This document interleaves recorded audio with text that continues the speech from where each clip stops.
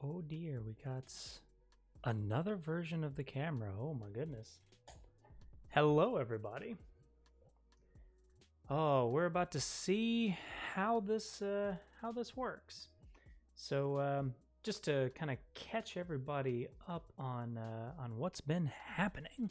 So, I had to do a complete redo of the Streamlabs setup. We are now in OBS, just kind of plain old OBS, and I am hoping that everything transferred over okay.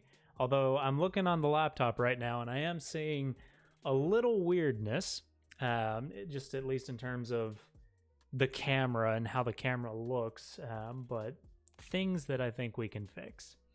Let's see here who we got. We got Doll3XX, we got Shito86, and we got Nilokin. Holy hedgin', it's a medgin'. Hello, everybody. How are y'all doing today? Welcome back to the lab. Oh, let's see how scuffed Matcha Cam is. Matcha Cam's not terrible, all things considered. Solar Truth 101, hello again. Welcome back to the lab. Thank you so much for stopping by. Real developer desk, I know. Let's see here, what do we got? We've got tiny keyboard with requisite rest. We've got the cordless mouse because, of course. Requisite gaming pad, even though definitely not doing any gaming. And most importantly, we have in direct line, in direct grabbing distance, we have coffee. Coffee and water is very important. Oh, let's see here. What do we have? I still have the flip table redemption. I apologize in advance, Shito. I do not have that scene. I do not have that scene available right now, unfortunately. That is unfortunately one of the things that I did lose. And I don't see an immediate way to fix that. Let's see here. Is there a points that I can do? No, of course not. Channel points, mods, VIPs, votes. Nope. Damn. I apologize, Shito. I will absolutely need to remove that that redemption option for a short while. In exchange, let's see, what do we have? In exchange, I will give you your choice, Shito. You can either have a keyboard song or cat cam. Which would you prefer? Hello, Sorcery. Welcome back to the lab. Thank you so much for stopping by. Just gonna get the bit of matcha going here. We have our ceremonial grade matcha tea, organic Japanese matcha, brought to you by our lovely friends at Jade Leaf. Hashtag still not sponsored. Potatoes. Phoenix. Welcome back to the lab, mate. Thank you so much for stopping by. Right, so we'll get, let's just go ahead and get keyboard song if I can. Boop. Let's bring that down about like so. Ooh, that's loud as hell.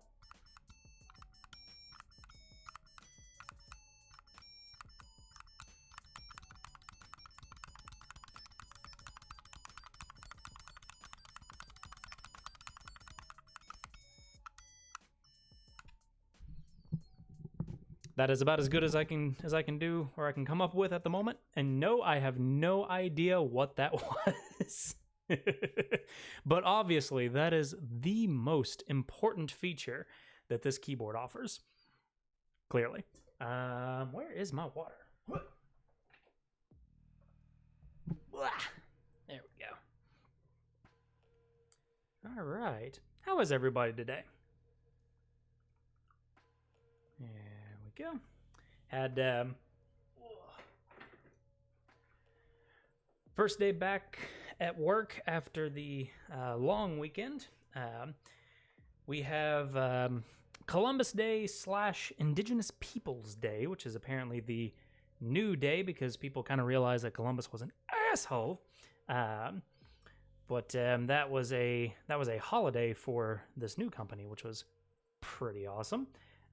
So yesterday spent the majority of my time working on some side projects, and today was the first day back. Kind of had to catch back up on everything that I had done on Friday, which I'm curious if anybody has anything similar. So I have on my shell, I have a couple of aliases, and these aliases are my quick notes is what I call them. And actually, I think I can get this into frame before. Let me just double check for secrets before I go and do this.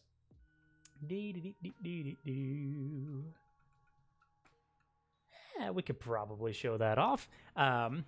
We'll get. Let's see. Let's do a quick check on the code screen, then, shall we? See if that actually works.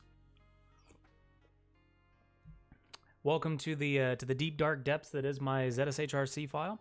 But I have, and I'm actually missing a couple of aliases that I need to add here. But I have these aliases, and I have this notes directory, and all this is a series of aliases that either open, create, or delete a series of just quick notes.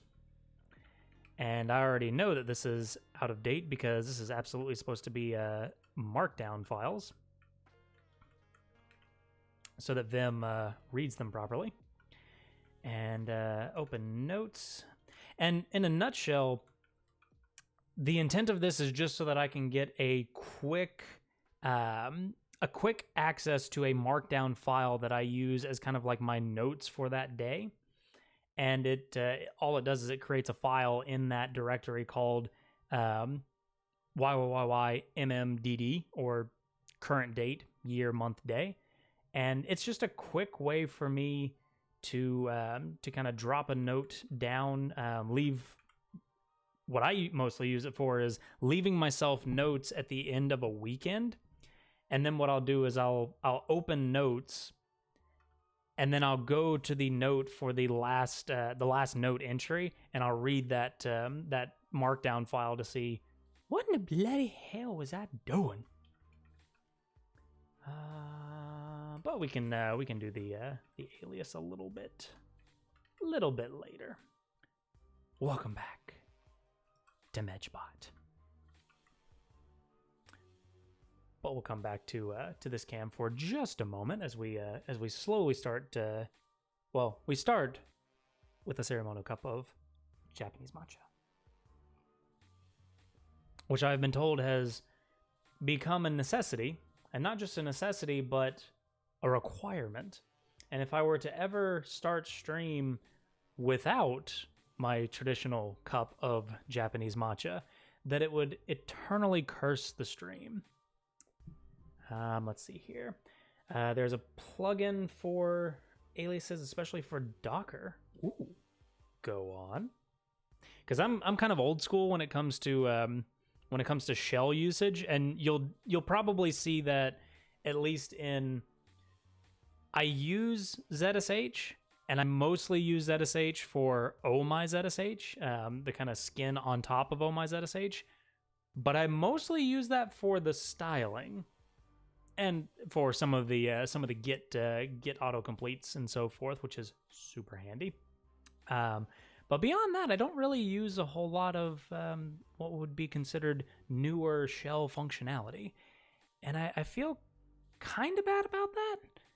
Kind of. But, yeah. I need to check my Mac. Yes. Let's see here. So I'm just checking OBS real quick, just to make sure everything looks good. And so far, everything looks pretty darn good. Excellent. You will probably see a very small flickering of OBS here and there, as I do have OBS up on the side, and I'm using the chat box on that. But all right, so where we last left off, and just double checking. Oh, that is actually not sized properly.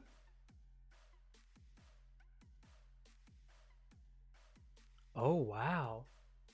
That is a lot more space than I recall.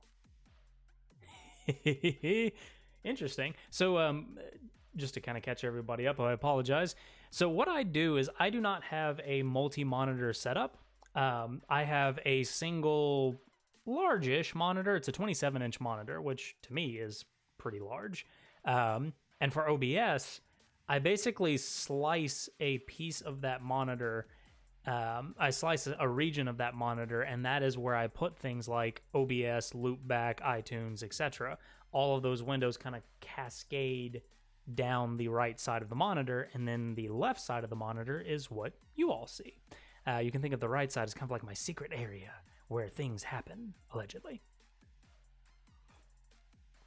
And in the Streamlabs setup, that area was much smaller. So, swap over to OBS seems to be doing some good things. Seems to be paying dividends.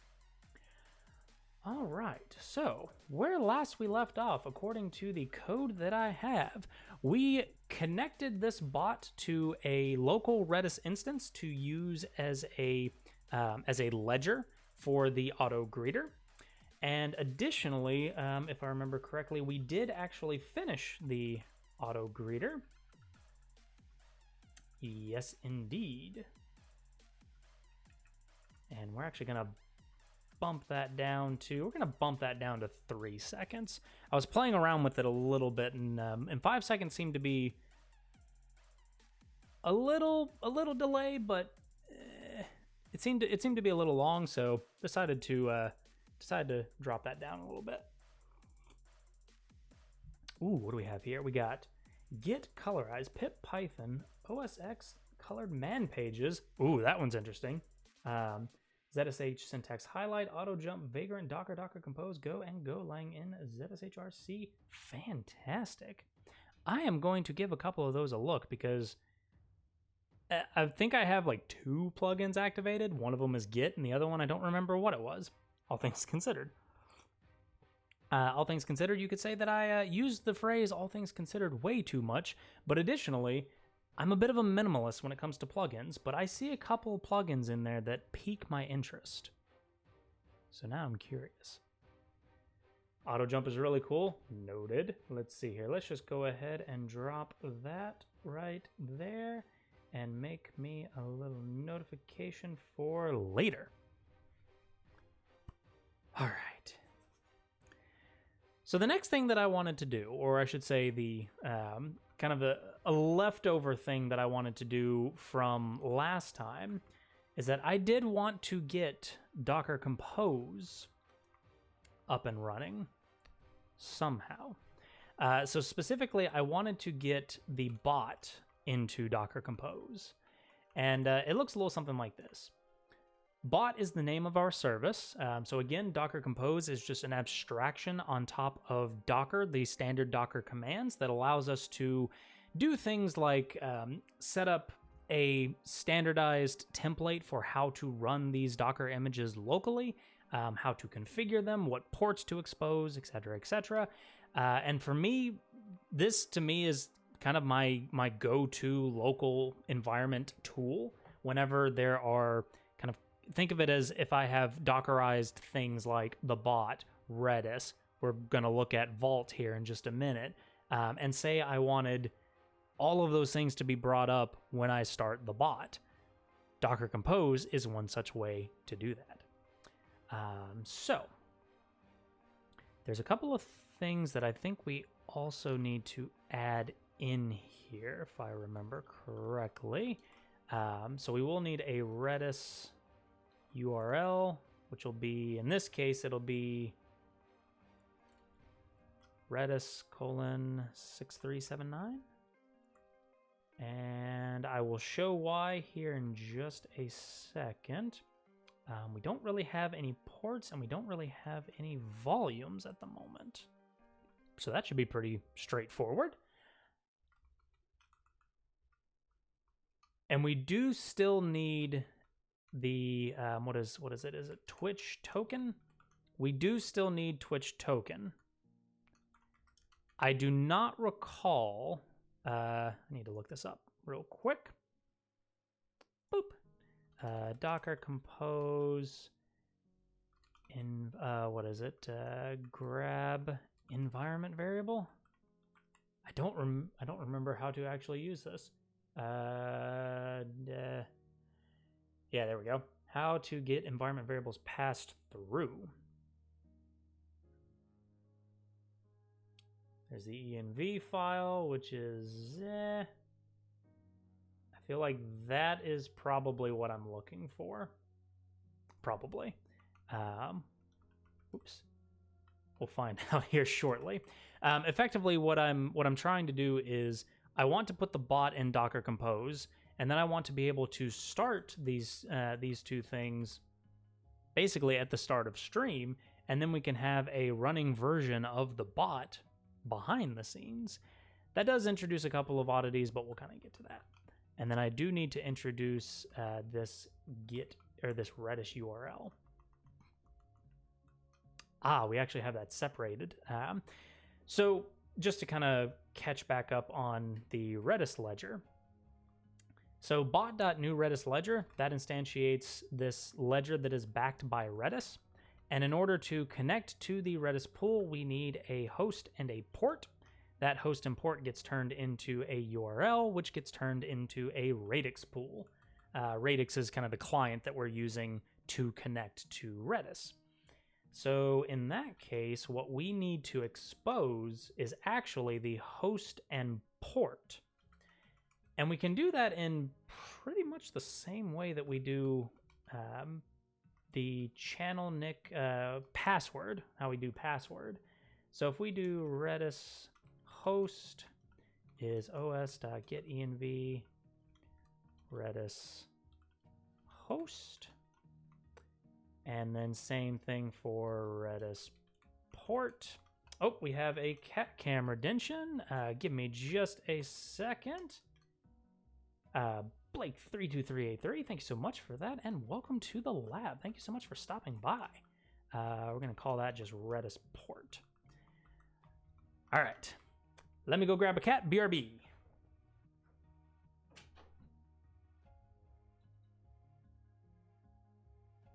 Hello, Zelda.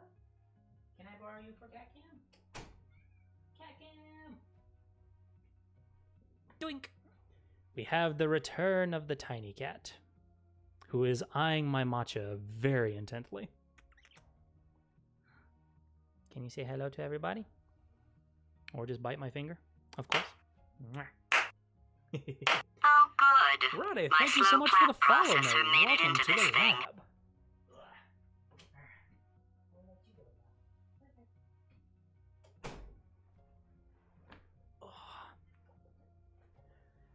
Thank you so much.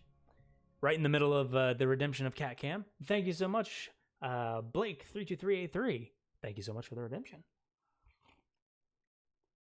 All right. So we need to change this to Redis host, and we need to change this to Redis port. And what that does mean is that we've now introduced two more dependencies onto the start of the application. I'm realizing that the camera is kind of tilted odd, so let's fix that real quick. Sorry about the, for anybody that may or may not have received vertigo as a result of that, I apologize. The lab is a little chaotic. Let's see here. I feel like for the sake of legibility, it almost feels like this should actually be down here. something like that. That way we can have all of our os.getEnvs up here. Let's see here. This is the ledger for the auto greeter. Something like that. And then we initialize desired state for the bot. All right. So, real quick for some of our new lab interns, thank you so much for stopping by the way. We are attempting to build a Twitch bot in Go.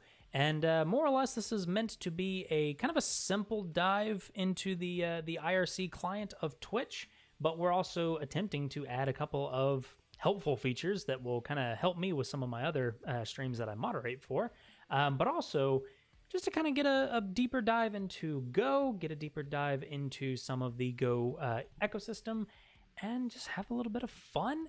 And the whole point of this stream is to not show the answer to every problem, but instead to show the struggle that it usually takes to get to the solution to every problem. And I do not believe in right solutions. I will probably never believe in right solutions, to be perfectly honest.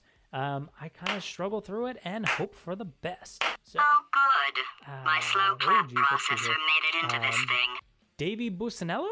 I probably butchered that. I apologize, but welcome to the lab. Thank you so much for the follow. Let's see. So now let's go ahead and pop back to our Docker Compose, and we need to break this up into Redis host and Redis port, and then this will be down to here, and then this will be that. And so just to call it out, the Redis host of Redis is actually a fun little thing that we can do in Docker Compose. Let's see here. So I want to say host name is Redis. Conveniently, Docker has its own little DNS built in that you can use to do these types of friendly host names for these containers. Now, if I remember correctly, I think it auto-derives the host name from the name of the service, but I feel like there's a caveat to that. So more or less my goal has been to always be very explicit with Docker Compose, especially the host name part of Docker Compose. And actually, personally, I always have the host name up there. Exactly. Fantastic. I always like to be explicit, and I kind of err on the side of explicitness. For context, I am a PTSD-ridden Spring Boot Java developer. I spend a very large portion, or I have spent, I should say, a very large portion of my professional career in the Java and Spring Boot space. And while I loved it at first, and while I still love how fast you can get going with a Spring Boot application, oh, how I don't miss those days. Sorry, can't think of one. Welcome back to the lab, mate. Thank you so much for stopping by.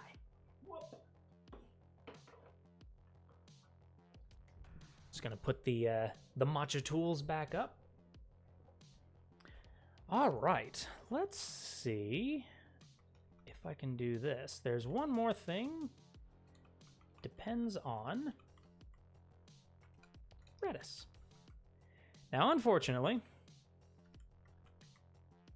this is not as foolproof as I wish it was, but more or less this says that if you are starting the bot service, it depends on the Redis service, so it will start both of them at the same time.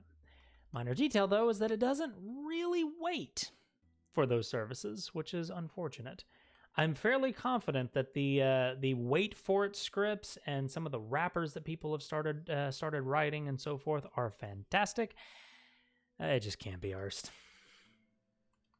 Let's see here. Let's do a quick Docker Compose build. Oh, Twitch token variable is not set. Am I in search of followers? No, not really. We're not in it for the views. We're not in it for the fame. We're just in it to have fun and write some code. And again, for anybody that may be new, I have a smattering of shell aliases. So DCB is a shorthand for Docker Compose build. You'll also see, so DCB is shorthand for Docker Compose build. And then DCU, which is another one that I use quite a bit, is Docker Compose up. Now, there is a problem with this, though. I wonder if I can do this, because you saw at the top of this we had the lovely warning of Twitch token variable is not set, defaulting to blank string. That means that my attempted trick of interpolating the Twitch token did not actually work. So I wonder if it's because of this. Source Twitch token access token. Does that fix it? Yeah. It's because I didn't have the Twitch token source, so I stand corrected. DCU, let's see how she do. Redis has started. That is one of the things that I really enjoy about Redis, how bloody fast it is. Like, boom, it's just there. Ready. All right, let's see here. So, let's do a hello. Okay, we are getting hello world. Could I get a chat message from somebody in the chat, please, to check if the auto greeter is working? And yes, I have not forgotten that we need to write tests for this poor thing. Oh, there it goes. Hello, hello. No. Wow, sorcery. It still greeted you anyway. Who do we have? We have Sorcery and Sarcasm. We have Shito. We didn't get Phoenix. Oh? Why didn't we get Phoenix? Does it think it's seen Phoenix before? Oh my. Phoenix, on behalf of this Twitch bot that is apparently a royal jerk, I apologize. Let's take a look-see here. Okay, Sorcerer and Sarcasm, never seen.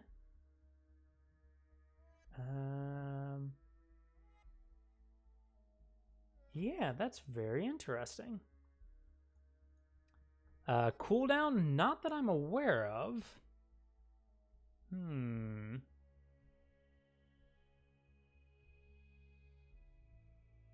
I know royalties can be jerks. Are we claiming the bot is a royalty? I mean, I can probably take it.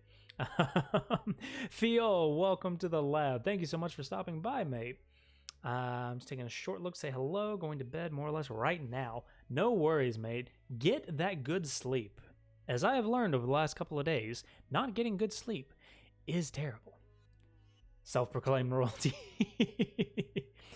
If the bot ever does actually claim itself to be some type of royalty, we may have to yeet it out of existence.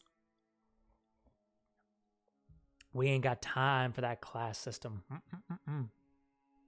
All right. Nice. So, that actually wasn't half bad, all things considered. But what I do need...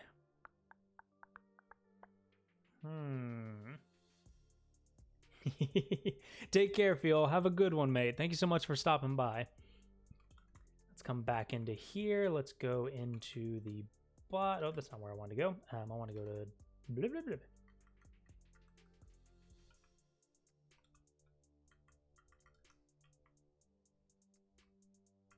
Where even is that buffer? I have never seen that before. That is very interesting.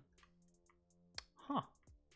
Somehow I managed to break Vim without even intending to break Vim. I do that on occasion, but it's usually really hard. All right, so we have the bot. We have Redis, except there's one tiny little problem. We're still doing this. We are still, to this day, doing the ever so fun, which we just showed that it was very easy to bum up, source this file that exists somewhere on my file system, which I'm not particularly keen about. And then once we source that file, then we can start using the bot. I don't particularly care for that too much. That's a little too manual for me. And on top of that, it's particularly insecure because that access token is sitting in plain text. Now, mind you, it is sitting in a protected folder. I at least took the opportunity to cut the permissions down, but it's still a plain text file sitting in a file on my operating system, and I'm not particularly keen on that. On top of that, that's not technically what we would typically do in an actual application. So I'm gonna put on my security hat for just a second. Don't know what that what that accent was, but is this my attempt to get back down to my southern roots? I don't know, man. Which, yes, I am indeed an American Southerner. I was born and raised in the South in America. And I tried to hide that as much as humanly possible. So what we typically do is we usually don't have secrets stored like this. It is bad practice to store secrets in plain text in files. I've seen attempts at secure access to these files be made. I have seen all manner of tooling written around the idea of having a .env file, for example. And maybe in that .env file there is a hashed value of some kind, and then there's a tool that reads that, unhashes it, and then gives it to the application. That's one possibility. And most of those tools, in my experience, have not been that great, especially since most of those tools have unfortunately been written and distributed by IBM. Not sorry, Big Blue. What I would really like is a tool, a modern tool for 2020. A modern secrets management tool that does not lock me into a single cloud provider, is portable, is usable in a local environment, and ideally has good SDK support so that it is easy to envelop into our Go application. And it just so happens, I may or may not have been looking at this quite a bit previously. There is a tool from a lovely company called HashiCorp, and that tool is called Vault. Good old Vault. Vault, Shito. I'm gonna hire you to voice act at one point. If you don't mind staying within my 3 voices, which is apparently confused Southerner, terrible Southerner, and whatever the hell my in a world voice attempts to be. Oh, good. My slow clap processor made Thank it you into so this much for the thing. follow, mate. Welcome to the lab. That is a fantastic name, by the way. There's so many fantastic names on Twitch, and I love seeing them. Especially the Rainbow Sheep, because Rainbow Sheep. Always wanted to try Vault, but never had the chance. Now you have me. Aha! Vault is it's currently at use in my current company, and I've tried to pick at Vault here and there. I am by no means a Vault expert, so we're going to be doing some pretty heavy Googling for a little while. But yes, this tool, I have heard nothing but good things about Vault, both from a developer perspective as well as from a security administration perspective. So in a nutshell, Vault is a secrets manager. It manages secrets, it manages sensitive data. It is an encryption first tool. And I'm not going to go into the whole kind of intro, if you go to if you search for HashiCorp Vault, which will be HASHICORP BD dubs, because if that wasn't enough letters all in one go, you can look at the pretty great marketing that they have. Just saying. But the thing that I like about Vault is that they have a couple of options for management. They have a UI, they have a CLI, and they have a HTTP API. We will probably end up using either the, it'll probably be the HTTP API through one of their SDKs, if I'm remembering correctly. And look at these diagrams. Sorry, I can't think of one. Have you created one of these diagrams in Lucidchart yet? Anything? Vault okay, TFE bad. TFE. Terraform Enterprise? Maybe Terraform Enterprise? I actually kind of like Terraform. I don't know about Terraform Enterprise though. Need to get on that that visualization life. Sorry, I can't think of one.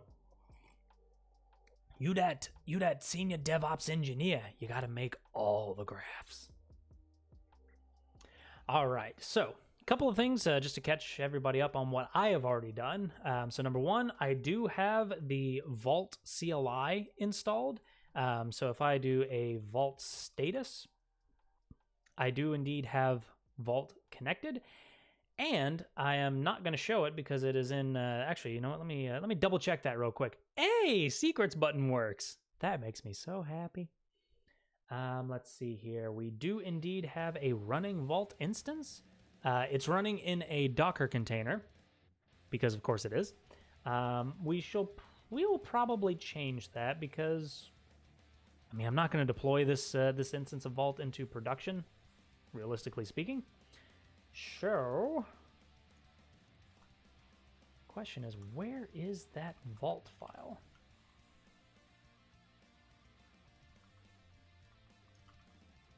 Yeah, that's okay. All right, so let's let me exit out of that and bring secrets back down. Secrets.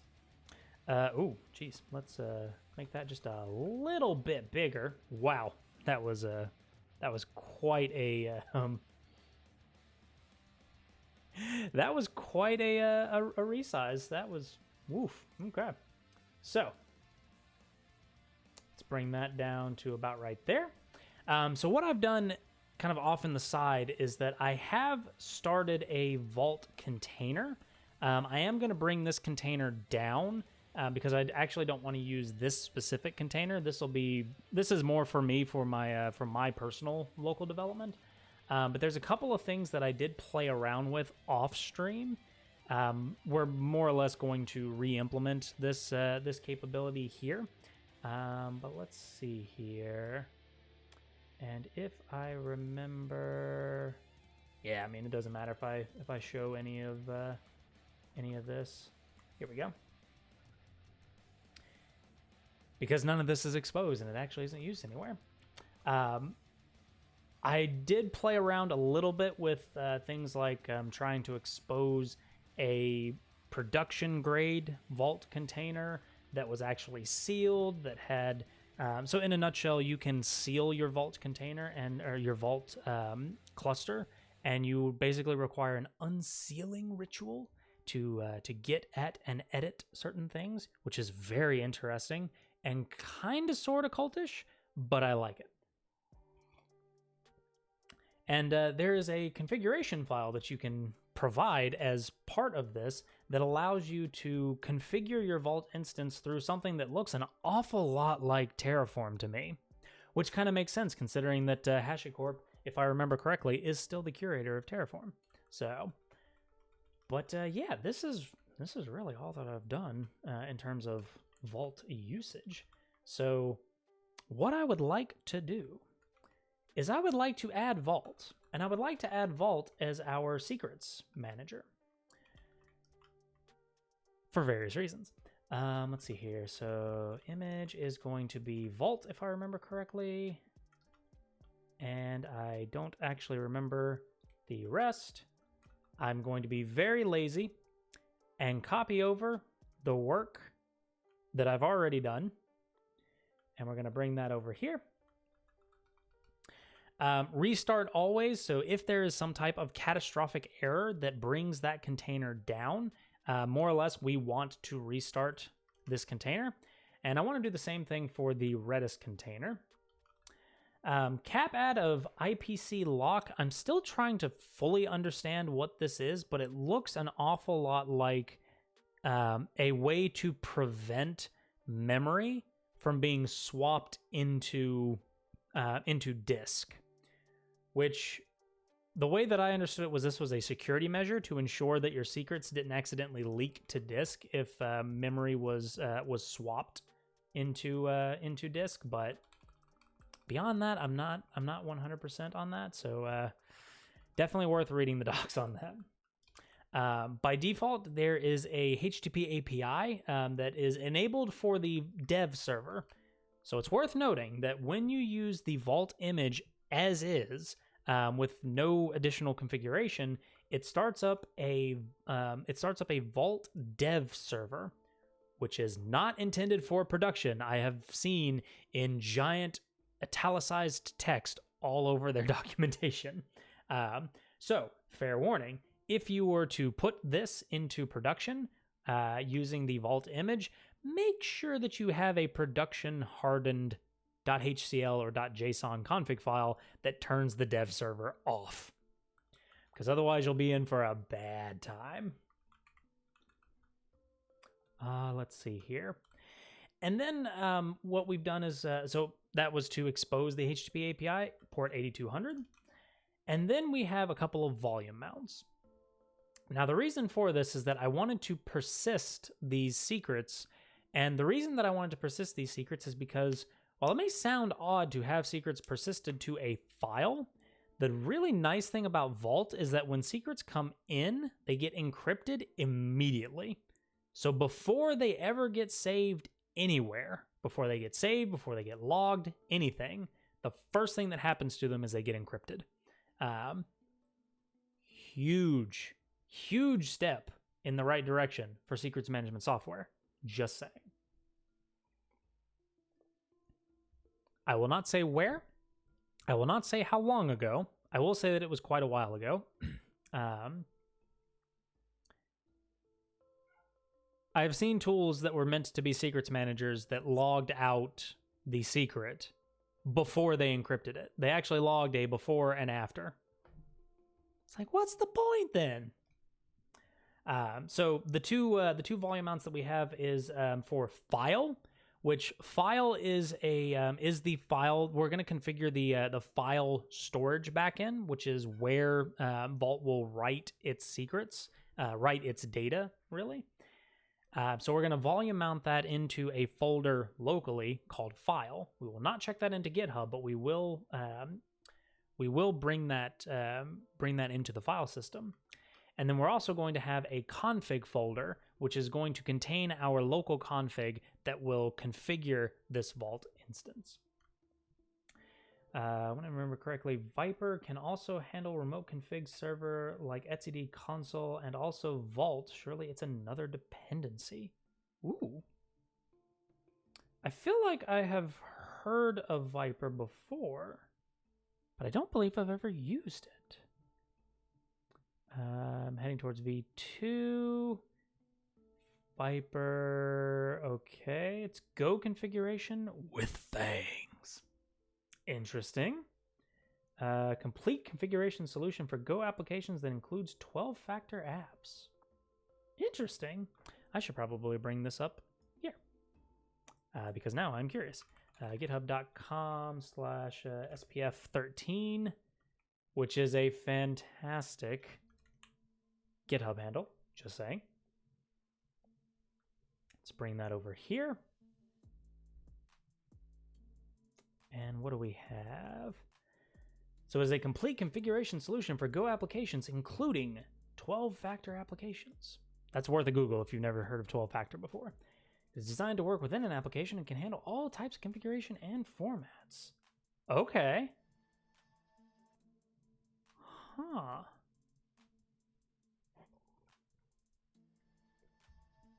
That's kind of cool. Okay. So in a way, I'm almost kind of reading this as an alternative to Vault, I think. And I'm going to guess that this has a Vault Vault integration, perhaps. They've got etcd, they got Firestore, they got console. Very interesting. I want to give that a look a little bit later. Yeah. And of course, there's a companion called Cobra. Because if there wasn't, I'd be very sad. Okay, I'm going to. I have that pulled up on my other screen, so I'm going to give that a look later because I am curious now. Thank you for the link sheet though. The Cobra Kid. Let's see here.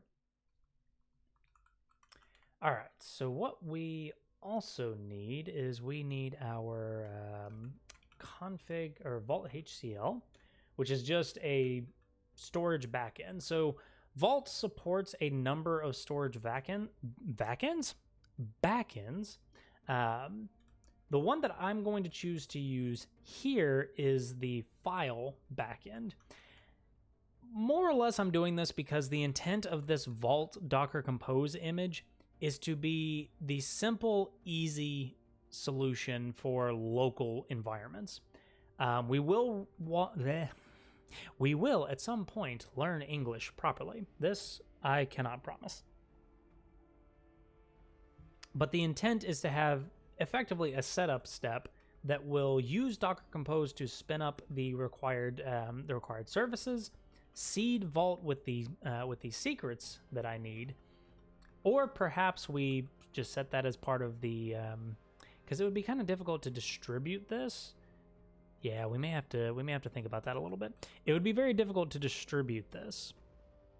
But if you wanted to take this code, alter it to do your own bot and use your own access token, Vault could be a very interesting option to do so.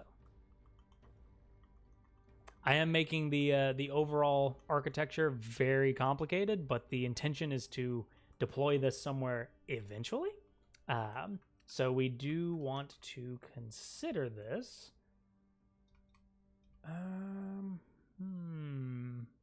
Yeah, we'll dig into that. But for now, for the local file system, making a local file dependency seems perfectly fine for me. And I do want to actually change the, I should have done make dir-p, derp. Make dir-p vault config and make dir-p vault, I think I call that file. And we're going to vim vault config, we'll call this local.hcl. Just to call out, this is very explicitly a local implementation of Vault. And let's see. And then we do need to add a entry into into our gitignore for Vault file. We want to add that into our gitignore. And trying to think if there was anything else that we needed to do there. I don't believe so. Let's do this. DCU-D, Redis, and Vault. DCL Vault. Now, typically I would not show these things because this is typically considered a secret. However, for the sake of the stream and just so the stream kind of sees what's going on here. So Vault as a server. So this is again the dev server. Warning, dev mode is enabled. In this mode, Vault runs entirely in memory and starts unsealed with a single unseal key. The root token is already authenticated to the CLI, so you can immediately begin using Vault. And you do have to export your Vault address to be that, and you have to export your vault token. And this is the other thing, is that you see the unseal key, and you see the root token. Oh, permission to derail the stream. I gotta try something. You have my attention. Please derail as you see fit, Sorcery. Let me also do a quick hello just to make sure. Oh. I got this new anime plot. Basically Therese this high school girl, except she's got huge boobs. I mean some serious honkers. A real set of bad honkers. Packin' some Dobon and Karos. Massive Dohun Kavonko Luz. Big old Ton and Jarakujas.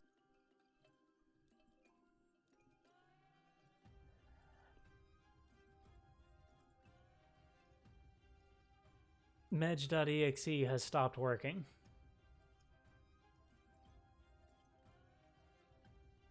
Medj.exe continues to stop working. I have many questions. And I feel like I'm not going to get any answers. You and me both, sorry, I can't think of one, but you know what? Oh, Jesus. What happens next?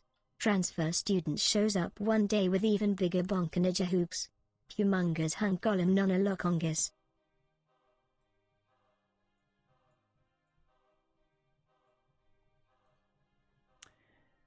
I gotta put my headphones on for this.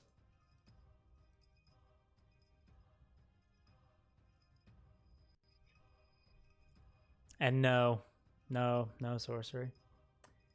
We are all boomers here. We have no idea what you're talking about.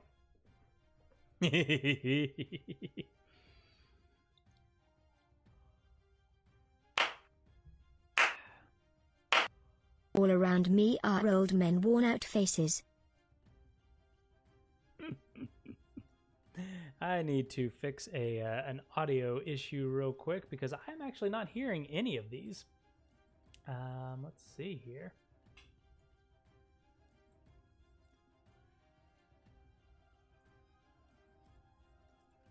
Oh yeah, I'm not hearing any of those alerts. Oh dear. Hang on. Oh, I don't have a way to replay. That's okay. That's a shame.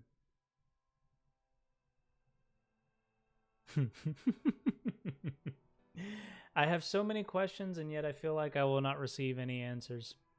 And you know, it's kind of okay.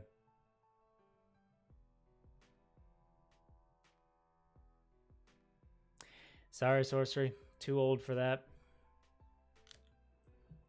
Am too old for your young memes. I apologize. I'm such a letdown. I'm so sorry. You'll have to catch me up later. All right. Let's see here. Ooh, and I'm actually noticing that the storage is still in memory. It is not file. Shenanigans. Need to fix that. But anyway, the intent of this particular vault image is more or less to be a dev image. So the intent for this is to create an environment locally that will allow you to pretty closely mirror what we intend to deploy, but with the kind of additional caveat that this is not a secured vault instance, and you need to be careful. Now, I say you need to be careful with the unseal key and the root token sitting right here. However, those values will regenerate if the application reboots, so you're not really gonna see that as much. Although I think actually you might keep the root token if you make a volume mount in config. Might need to check that. But Docker ps-a. You can see we have a couple of things, which I do need to get rid of a couple of things. Let's actually get rid of this guy. Docker rm-f. Get rid of that guy. Voila. And now we need to look at the Vault SDK. Golang Vault SDK. HTTP API libraries. So just as a note, you don't always have to use the SDK. The SDK is more or less a wrapper around the HTTP API. But the SDK also kind of simplifies that process a little bit. That's why I'm using Docker Compose.override for additional dev environment. Am curious, do tell. And the nice thing about HashiCorp, being HashiCorp, is that they do have a dedicated Vault Go client that they support. And this Go client is, from what I've been able to tell so far, pretty damn good. I don't know how to use it. I've just been looking through the client a little bit, trying to see, okay, well, what do they expose? How do they expose it? And a very brief dive into how to use them. And let's actually come back up here. We actually need the Vault API. And I don't think, let me see here.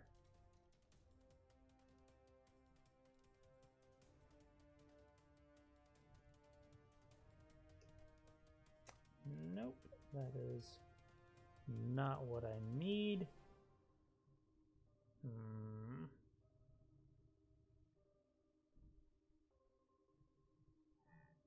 Oh, I think I remember now. I think I was looking in a different place for this. This was a gist, but it was 2 years old. It's okay. Let's see. So what do we have here? So we have Vault API. And this one's got built-in credentials for AWS, which doesn't feel like what we need, at least in this case. In this case,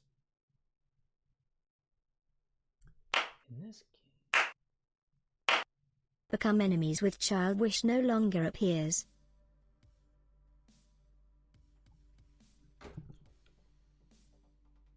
I am not getting any of these alerts. This makes me very sad.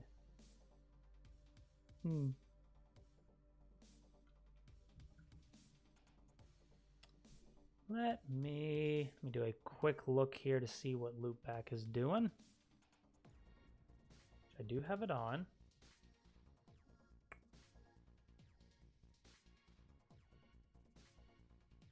All right. I remember now because the Twitch alerts are coming through Streamlabs OBS, which I don't use anymore. Curious question. Is the chat hearing TTS and the bit emotes or the bit redemptions and all that fun?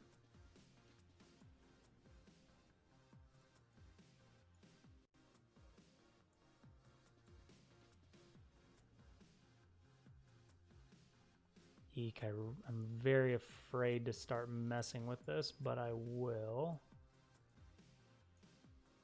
Yes.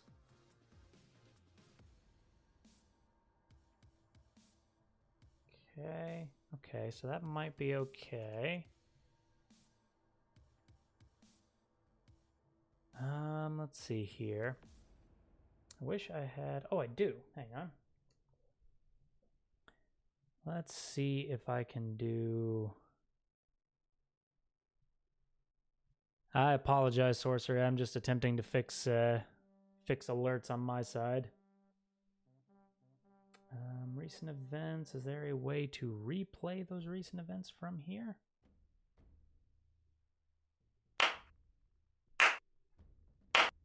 Become enemies with child wish no longer appears. But I'm not getting them. Damn. That makes me very sad. So I am not, unfortunately, just to kind of catch everybody up. So at least if you guys are hearing them, that's fantastic. I am unfortunately not hearing them, so probably gonna miss a couple of things. I apologize, everyone. I will dig into that. I will dig into that a little bit later. So we will delete that, keep that, turn that off, and come back to here. If you're using raw OBS, need to add an overlay. Okay. I will have to come back to that. And I apologize, Sorcery. I don't get most of the jokes. I'm a terrible, terrible friend, I know.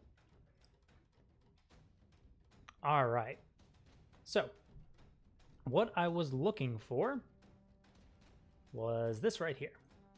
And I thought that the Vault API had an example of how to do this. Audit built-in command helper SDK.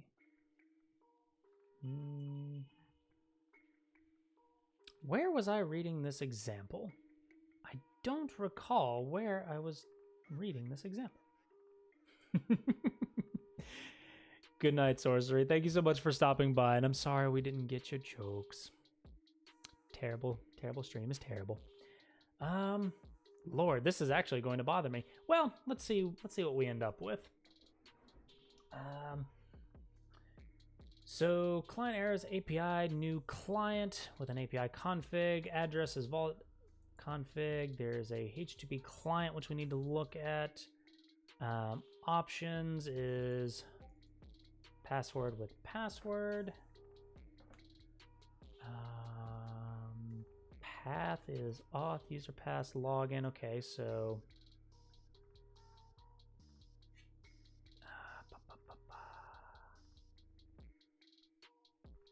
let's see.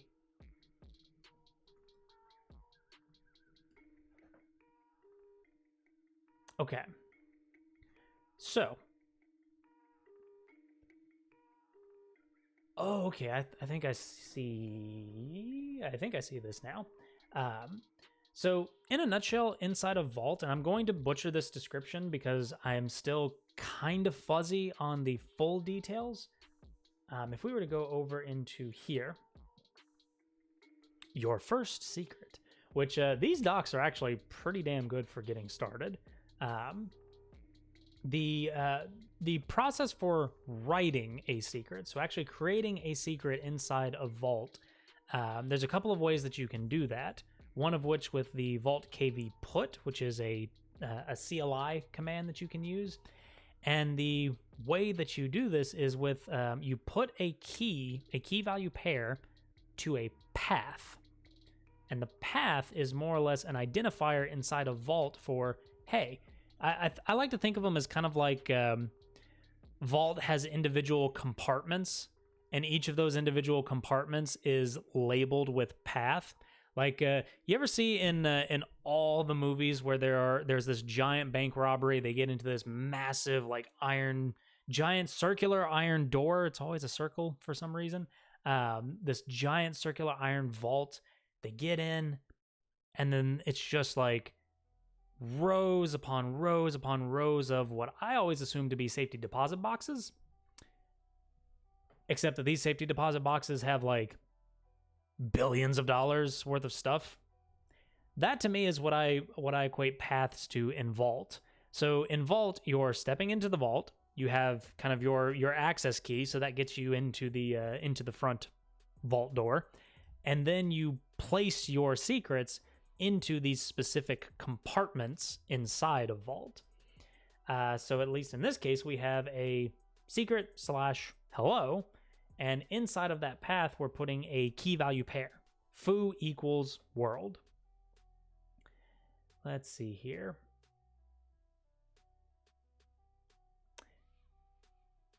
As far as I can tell,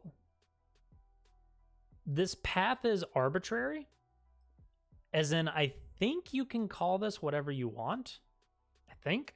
If there are any Vault users out there that can correct that, please let me know. The only thing that is important is that you have this this kind of consistent path, this consistent compartment that you are putting and retrieving credentials from. And same thing for key value get, except that key value get accepts only the path. And what you get out of it is the data. And you can extract explicit fields. Vault has its own built-in way of doing so. So you can do Vault's kv get -field equals excited, and then you get the value for excited, which up here we said excited is equal to yes. Or you can also do a JSON format and then pipe that JSON into something like JQ, which is a fantastic JSON processing tool for the CLI, if you are unawares. So this is more or less a pretty good nutshell, I think, of what this needs to be. Now, there was one step that we needed to do. Here it is. We need to export our Vault token. Now this, if I remember correctly, is only for the example. This is only for the Vault dev server. Don't do this in production. And don't set it up such that you can actually do this from your machine into a production Vault. I've been told that is a very bad idea. So let's do this. So we need to come back into our Vault instance. And I wonder if I can do this. DCL Vault grep root token.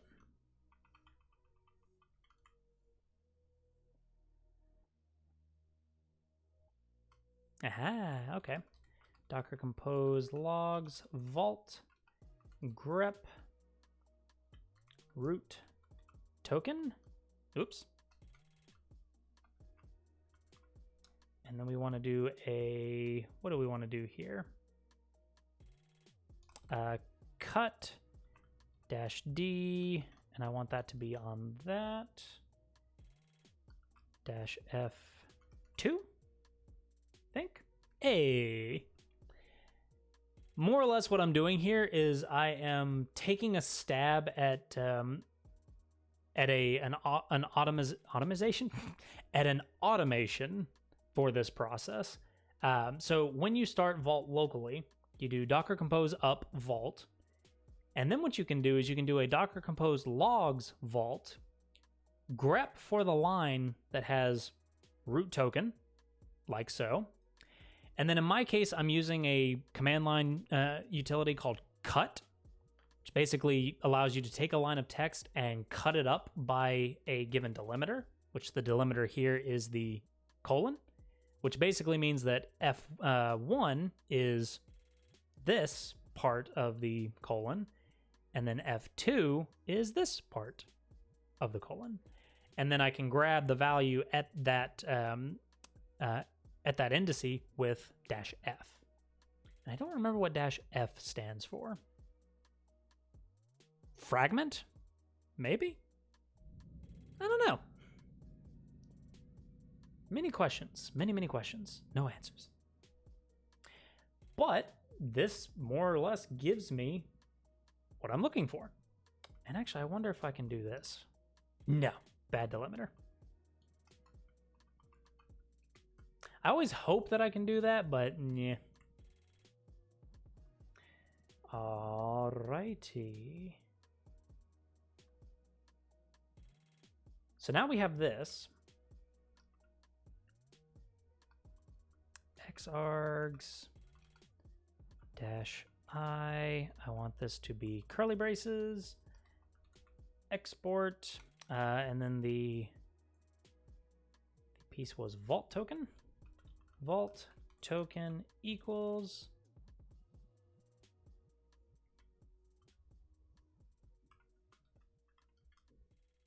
like that.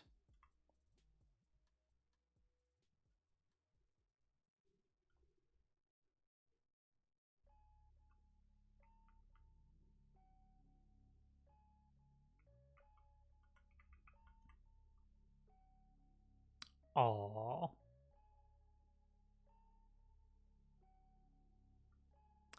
Do you have to care for the first space? I think I do. Yeah, I think I do, Shito. Phoenix with the feature request redemption. If you have a feature request, do feel free to DM that to me. And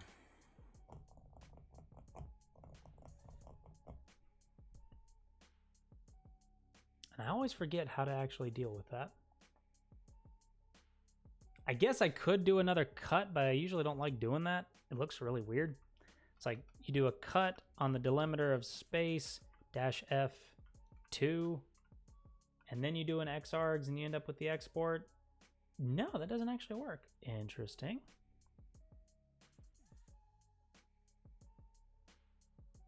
Am I forgetting how to xargs?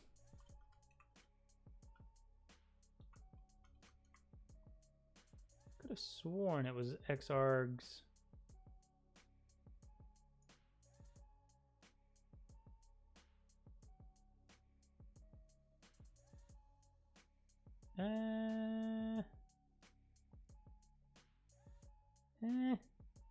Not quite.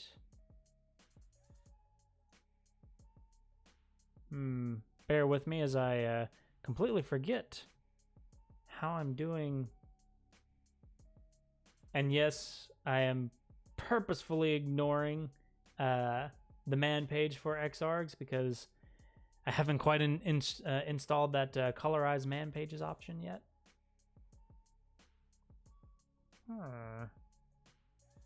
Or maybe you can't do an xargs on an export. Yeah, maybe you can't do this. It's possible to use xargs, but you have to execute it as a subshell. Well, yeah, that's probably a better way of doing it. So that would look something like, oops. Something like that. Which means that we can do something like this. It's not the best, but it will work. And we want this to be vault token equals subshell.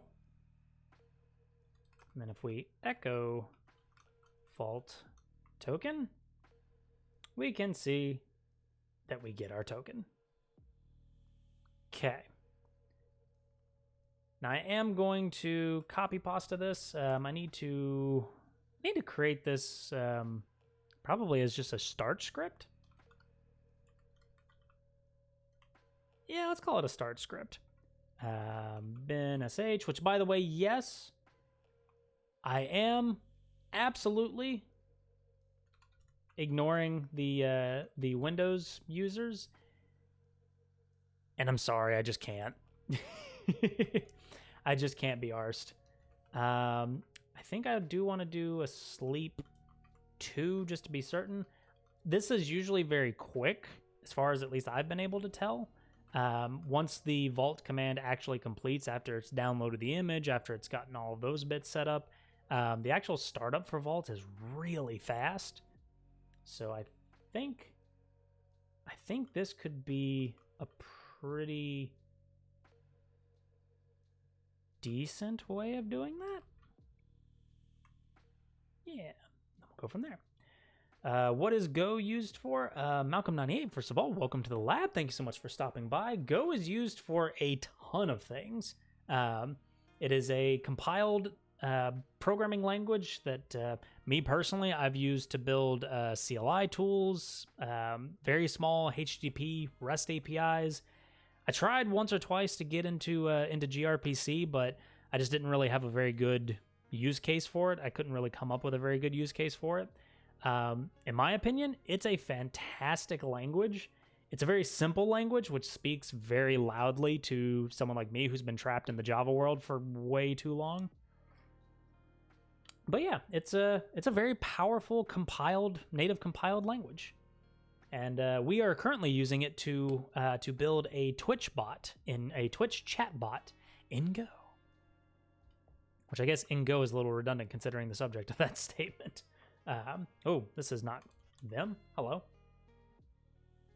But anything is easier than Java. I will almost agree. I'm thinking specifically of Erlang. Although if you really argue, if you start with Erlang and Erlang kind of constructs are the first thing that you learn, then maybe Erlang is pretty simple. But in most cases, yes, I agree. Almost anything, especially just to get started, like the amount of code that you need to start a CLI, or the amount of code that you need to start a web server in Java, kind of hurts. All right, let's see here. Let me do a quick check on the Git status. Let me make sure. Okay, so Vault is... Oh, right, because we actually need to fix our git ignore.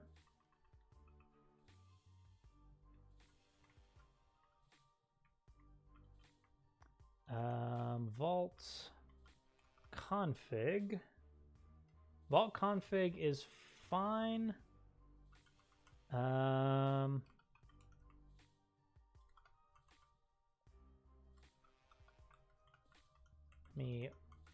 Actually, let me double check the Docker Compose real quick because I don't think we updated that. Yeah, we didn't. Okay, so this needs to be Vault file, and this needs to be Vault config.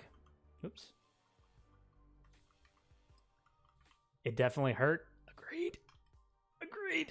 There's definitely plenty of Java PTSD in this stream. So nothing against anybody that uses or even prefers Java. Again, I kind of built my professional career on Java. So I do kind of owe Java quite a bit at this point. But after a decade and a half now, I think, of programming, I am well over Java. I don't want it anymore. Actually, I'll do a quick look on the config. Okay. rm-rf config, since we don't need it. And now everything is moved into the Vault environment. And in fact, let's go ahead. How do I want to do this? There's still an element of getting that token into Vault that still needs to be done, but we'll get to that. Angry Khajiit, welcome to the lab, mate. Thank you so much for stopping by. How you doing, man? Eek, please excuse. Something is tickling my nose. Eek. Ooh. I saw the little update come up for Same Time, and that's definitely one of my favorite tracks on this playlist. What Linux is this? This is actually Mac OS. This is Mac OS. You're looking at iTerm 2, and I'm trying to think. ZSH for the shell. Oh my ZSH as the kind of shell overlay. Is there anything else? And then I am using Vim for the editor. How long has learning taken for you to start writing tools in Go? Trying to think. I've been playing with Go on and off for about a year and a half now, I want to say. Maybe a little bit. Well, actually, no, it's been longer than that. No, it's been... Okay, let's see here. If you count the initial project in, what was that, 2018? That we did for a HTTP API in Go. So yeah, that would have been about 2018. But it took me personally, it took me maybe a week and a half, I'd say, of digging in, looking at the syntax, kind of getting my basics down, and then sitting there and struggling, like kind of doing what we're doing right now. Got my editor open, trying to do something, don't remember how to do something, come into Google and do something like Golang for loop, or Golang if statements, or anything of that nature. And it took me about a week, I'd say, to actually get a groove and start running. But to Really Frank's point, which, Really Frank, thank you so much for stopping by. Welcome back to the lab, mate. To Really Frank's point, I do have a C programming background, so Go looked really familiar to me. It took me a little bit to kind of break some of the Java habits, I think is probably what took me the most amount of time. But no different than this of, I want to do something in Go, I start writing it, I pause and I go, shite, what do I do for this? Pop over to Google, and it's usually tor.golang.com is where I end up. Or I think it was Go by Example. Yeah. Go by Example, I kept falling into over and over and over again. Because who would have thought? They have some really good examples. Alrighty. C was your first language too? Fantastic, Malcolm. Was that a what do you call it? Did you have professional experience with C, or was it more of the first language that you learned and then you moved on to another language? HackerRank was perfect to learn. Golang was trying to solve all algorithms with Go. That's a fantastic recommendation, Shito. I need to use these types of projects or these types of tools more often. What was the one? Was it Kata? Oh man, Katacoda? No, it wasn't Katacoda. CoderRank?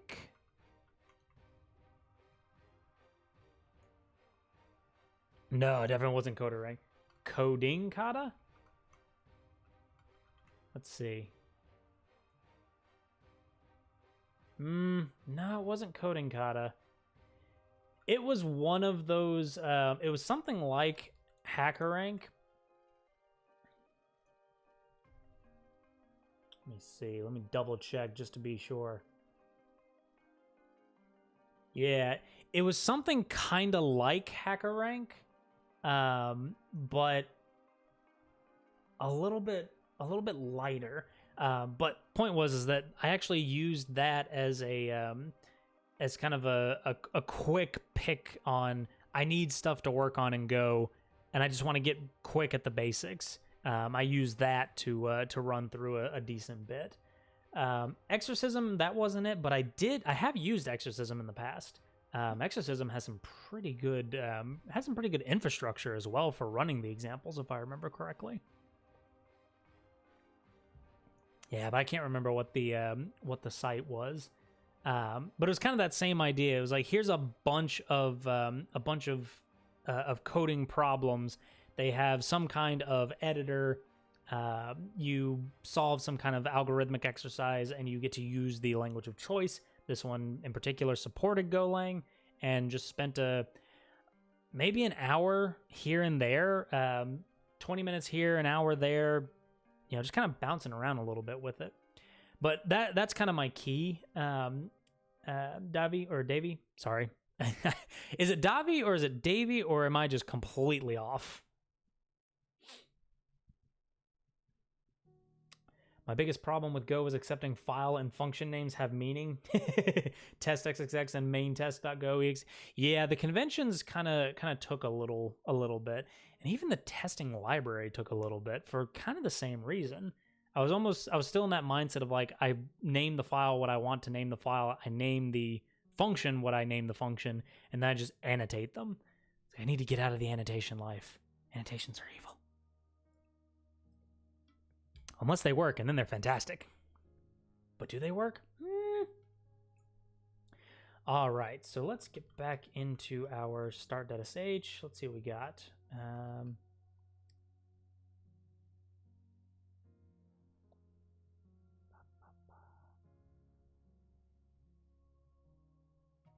Davies PTBR. I apologize. I'm asking, but I'm still probably going to butcher it. I am a Southern American. I am terrible with names, so please bear with me. I apologize. What do I want to do? I want to do a vault status after this, just to make sure. Just to make sure that this is indeed. And let's see if start.sh, chmod plus x start.sh.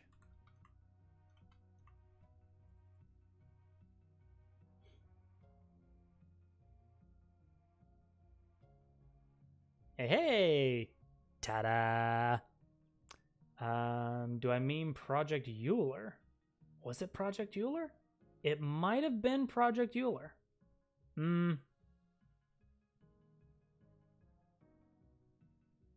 Maybe.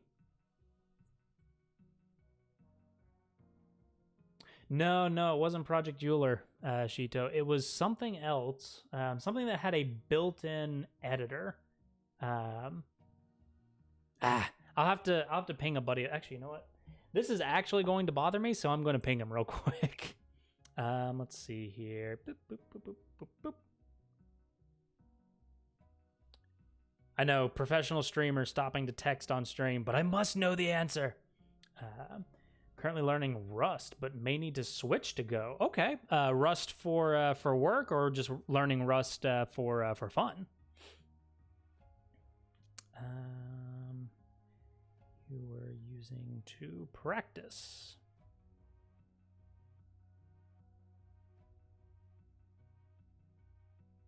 Okay. We shall get an answer at some point. Pseudocode DX, good afternoon to you and welcome to the lab. Thank you so much for stopping by. Fantastic name, by the way. All right, so we have our start script. By the way, catch up for Pseudocode. We are building a Twitch bot in Go, and at the moment we are attempting to get a vault instance, a HashiCorp vault instance for the purposes of secrets management. So we have our vault instance up and running. The start.sh file is actually grabbing that root token, exporting that into a variable, and we can use vault status to do things. Let's see if we can use vault status outside of the script. Looks like yes. So now we can plop some secrets in here. So I think I want to do this inside of the start.sh script. So at here we want to take input. We do want to take input for that secret. My slow clap processor made it DX, into thank you this so much thing. for the follow, mate. Welcome to the lab. Digital lab coats are available upon request. However, we cannot guarantee that those lab coats will actually fit, as they are digital, and more than likely they will kind of fall over. Sorry about the distraction. No worries. Have you seen that rainbow sheep? That is so worth the distraction. What do I want to do here? I feel like I want to prompt for... Yeah, I feel like I want to prompt for that token. Oh, man. Let's see here. We do need kind of a secret way to get that token into Vault. And I kind of want to do it in an automated fashion so that you can, so that if anybody at home wants to start this code, start it up with your own Vault instance, your own Vault code, etc., you can do more or less the same thing that I'm doing. But I'm trying to think of how annoying that would be. Because I think I can do a read... I think it's a read-s or read-e. Let's see here. Bash read secret. There's a special form. Aha. Read-s will turn off echo for you. Just replace echo on the last line with the command and kaboom. Some shells allow you to specify the prompt for read-p password. Okay. Read S is not in POSIX. Your script depends on bash if you use it. If you want to be POSIX compliant, you should instead use the stty-echo. Oh, right. Okay. I remember Googling this at work many a year ago. So more or less you can do an stty-echo, you print the password, you read the password, you re-enable echo, and now you have your your read back and available. Yeah. And I do kind of have binsh up here to be as shell agnostic as I can be. Yeah, all right. So we'll do an echo for we want this to be Twitch token. And then we'll do an stty-echo read what is it, -n, or just read password. Okay. Oh, good. My slow OX clap Machina? processor made it into OX this thing. Machina. Welcome to the lab. Thank you so much for stopping by. Digital lab coats are available upon request. However, we cannot guarantee that they will actually fit. Also, they may or may not be stained with a very strange electric blue color. We have yet to discover the source of this bug, but we are actively working on it. And I feel kind of bad. I can't hear the alert box, which I thought the alert box was on the footer. That's okay. I'll dig into that at some point. Twitch token, stty-echo, and then what we want to do.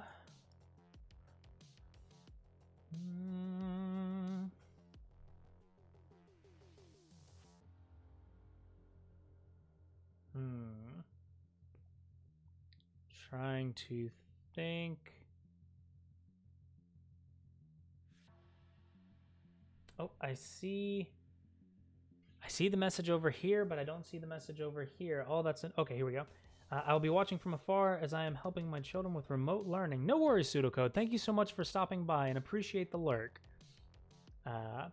Lurkers and participants all about are more than welcome in the lab. Thank you so much for stopping by.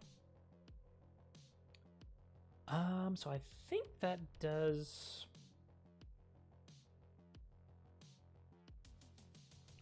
pretty much everything that we want to use, I do believe. So then here, I think we can do our vault kv put. Now we do need a path, and for the path,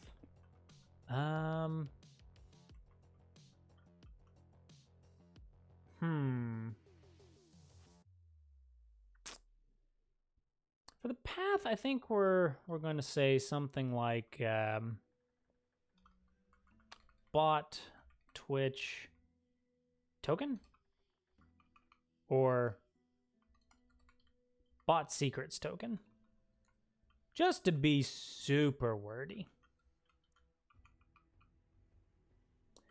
So this is something that I have attempted to do in other secrets applications, which whether you agree with this approach or not is actually completely up to you. I like to have a prefix for the application, which in this case is just bot. It would probably make more sense to call it Mejbot, but I kind of want to keep it as bot for right now. And then I have a separator for the domain. If there are specific domains that I want to support in the application, so you could have secrets, you could have access, you could have, what's the term that I'm looking for? You could also have something completely different than a secret that is stored inside a vault. I don't really personally go for that, but I guess you could. But then in this case, it's the vault secrets token. It seems like maybe a Twitch token would be a little bit more specific, right? So it's domain, category, if you will, and then the item itself, the subject itself, which for this would be Twitch token. So I want to do vault kv put path, and then we want token equals Twitch token. Something like that, I do believe. And I'm going to do this as a sample just so that we can kind of see what this looks like. Don't do this, but I'll immediately do a vault kv get path format equals JSON JQ-R, and then I think it's data.data.token. How about having Medj teaching them instead? If you value your child's education, I would ignore that suggestion. Definitely do not recommend doing this immediately after putting a secret into a secret manager. Don't do this. This is bad. This is bad. But for demonstration purposes and just to make sure. Start.sh. Oh dear. Oh dear. Command not found. What have I borked?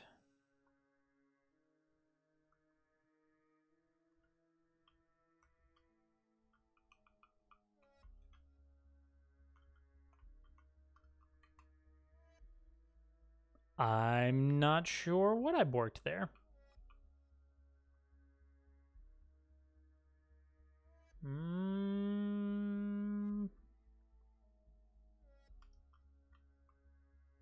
Screw it. Let's just do it on the command line then. Vault kv put bot secrets Twitch token. Token equals ABC123. Something like that. Oh no. Return 403. Please ensure client's policy grant access to path bot secrets Twitch token. Oh, do we? Is this the thing where we have to do actual just secrets? No. Ha. Okay. And I think that's because we don't have, let's see here, echo vault token. Okay, Docker ps-a, make sure this is still running. Indeed it is. So what is the issue?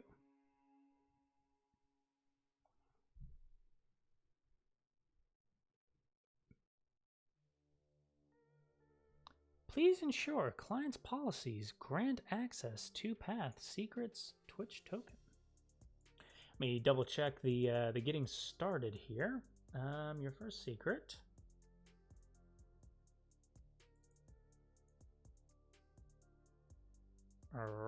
Okay. I am curious if it matters. Permission denied. Okay. Vault just really does not want to work with me today. Okay. DCL.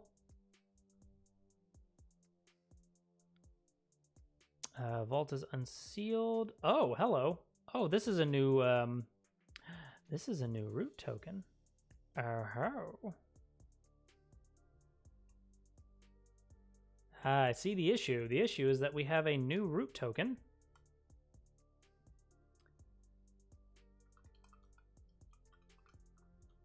Oh, not echo. We need export.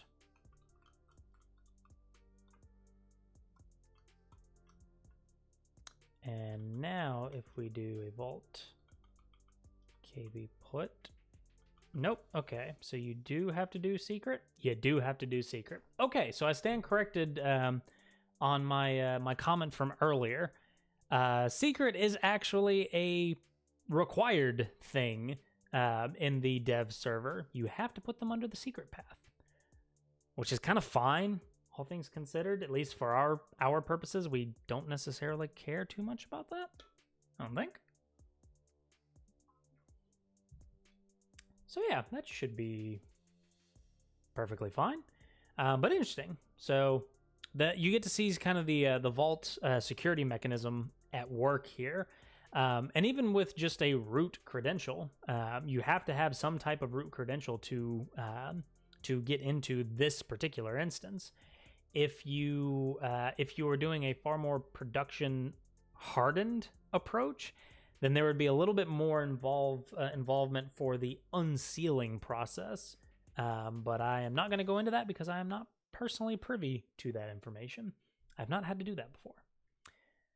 Okay, so then if we do a vault kv get secret Twitch token, then we can see that the token of ABV123 is there. If we do format equals JSON, oops, we have to do format equals JSON down here. And secret Twitch token. If we get format equals JSON, then we get this JSON payload. And then that's what I was attempting to use from earlier. Admittedly, we could just do a field extract. So with JQ, it would look something like this. Data.data.token. And then that gives us the value. Alternatively, following the guide, you could do field equals token, secret Twitch token. And it basically does the same thing, but with less effort. Admittedly, it's probably better to do the get that way, but vim start, right. So we're going to get rid of that. So we are going to keep this as secret Twitch token. We'll make it look something like that.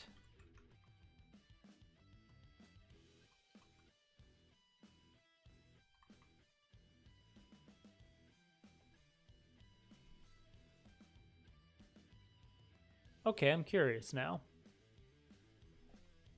All of a sudden, my shell is going kaboom. And it was after we added that.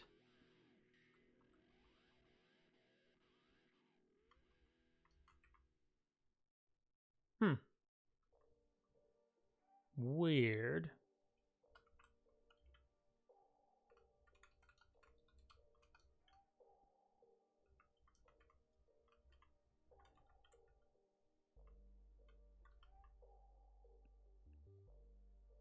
It can't find Docker Compose, it can't find sleep, it can't find Docker Compose, it can't find cut, grep, cut, vault, or STTY.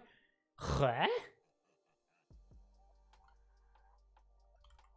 Do I need a chmod plus X? I don't think so.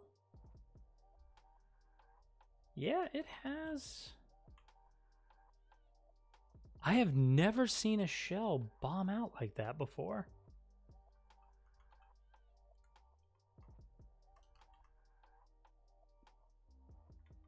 I feel like there's something in the script that it doesn't like. And technically all we did was add this.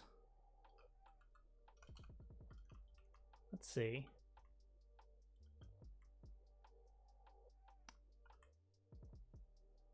Huh.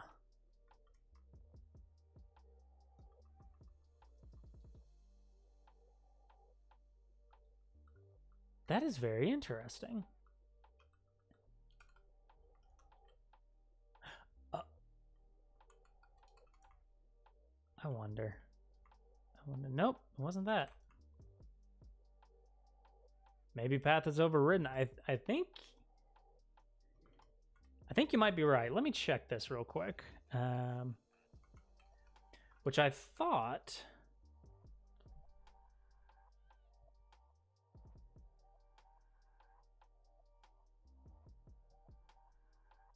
No, path looks okay.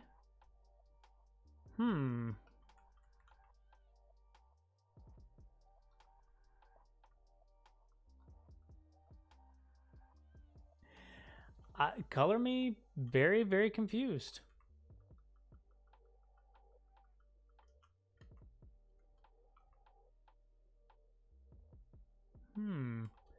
Docker Compose commands look fine. The path looked fine as far as I could tell.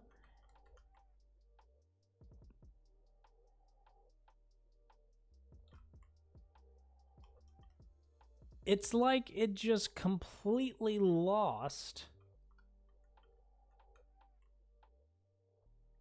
Oh, you're right.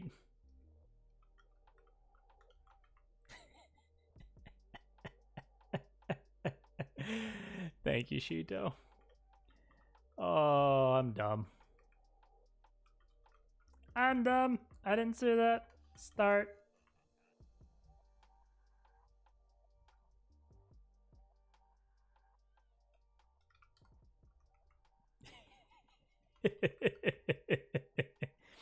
All right, let's see. Oh no, it did indeed restart us. So let's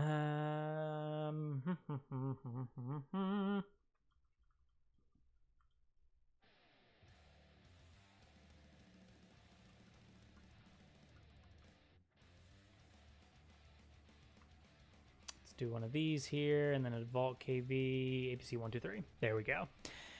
Oh my goodness, that was a process. My apologies, everybody. But hey, that is kind of the whole point of the stream, is to show all of that. All right, let's do a quick check over here, see how we're doing. I do want to close that. Don't need that, don't need that, don't need that, and don't need... It looks okay. All right. So now, we've written a secret. We've gotten that secret back out again. Now what we need to grab that, we need to grab that token.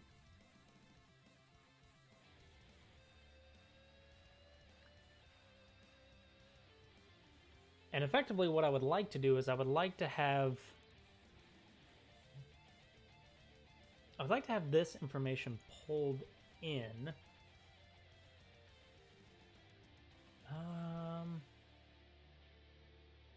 Let's see here. Client logical write. We don't really want a write command. We actually want a get command, which I'm assuming would be very similar.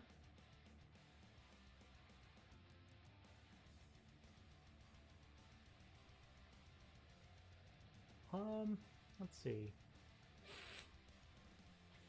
Excuse. I've clearly not had enough coffee today. Read environment, configure TLS, read environment, client, new client, set address, rate limiter, max retries. Now they had something that looked like logical? No, maybe not. Okay. So that might be something completely different.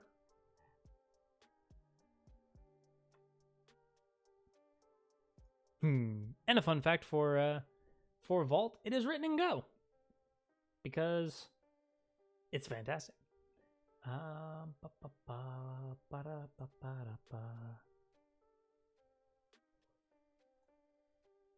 Oh, okay.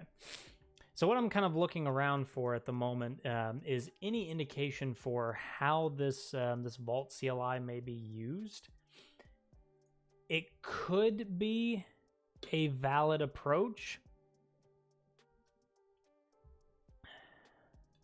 It could be a valid approach to not use the client, the SDK.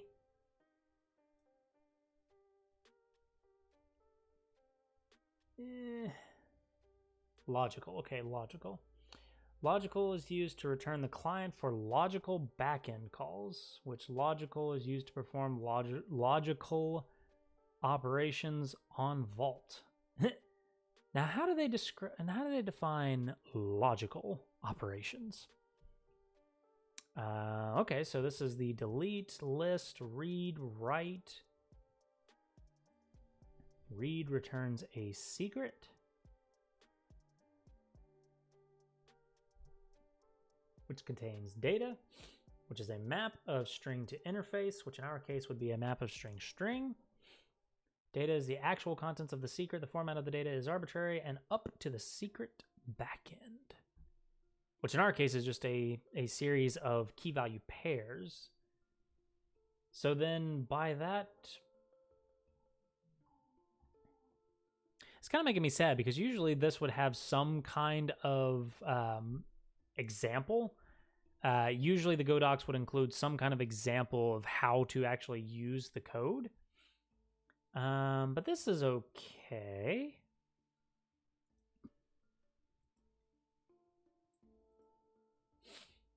Because what we would want to do, let's go back into our main.go real quick. So we have the password currently sits behind the Twitch token, or sorry, it sits behind the os.getEnv, so it expects it as an environment variable. We could do that, but I definitely want to pull that value from Vault. So what we're probably going to need is something to the effect of our secrets provider.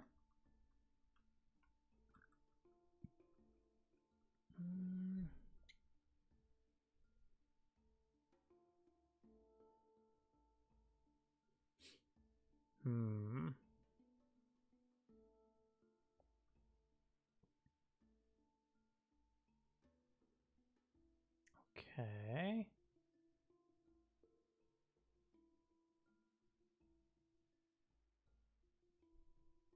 Trying to think of how I would want to do this. So the way that we've kind of structured our main.go right now is more or less the setup and initialization of the bot. So setup involves grabbing the channel, the nickname, grabbing the password, which here is where we would want to replace this process to do replace with vault call. And I'm thinking of, I'm trying to think of more or less interface style, because I don't necessarily want the bot to be aware that it's using Vault. I more want this side to be aware that the bot is using Vault. Kind of in the same way that we don't really want the bot to be aware of what kind of ledger it is using. So like if we go into register greeter right now is just accepting any implementation of the ledger interface. It doesn't actually care which interface it's using. I want to do kind of the same idea, but with a secret store instead. So what I think I'm going to do is I'm going to add in the bot secretstore.go. And then let's add that into here so that I can bring it up in this. And we are making kind of a bulky bot package at the moment. We will eventually repackage that to make it a little bit more organized. But for right now, we're mostly just going with the simple approach. Make it work, make it right, make it pretty, in that order, preferably. And what I would like to have is something like this, which the interface is just going to have a... how do we want to do this? We want...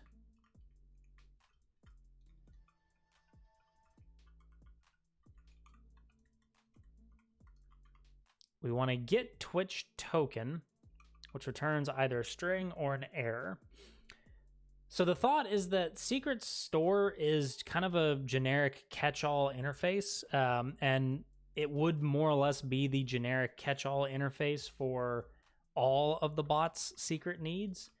I'm only envisioning get Twitch token right now, but that could go further. We could add more to that, and I think that's fine. Because I don't imagine this file getting massive. I don't imagine there being that many secrets that we have to interact with. So maybe, just maybe, So secret store fetches secrets needed for bot integrations. So in this case, get Twitch token would be the implementation for how to get the access token for Twitch.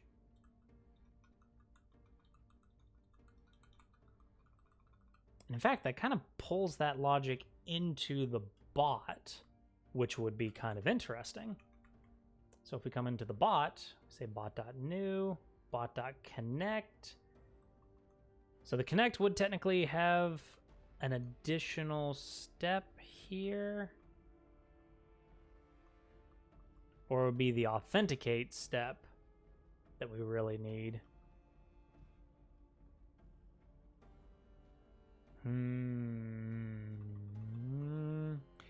I'm thinking about this in my head at the moment. So if we were to add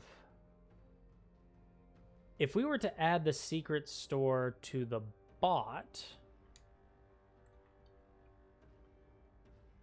so this would be of type secret store. It would look something like this.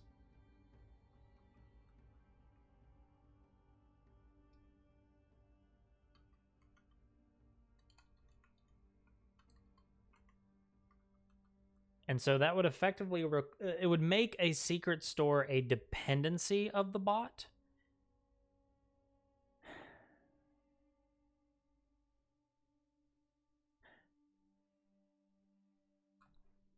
So I'm pausing here because I'm questioning whether or not it makes sense to make the secret store a dependency of the bot.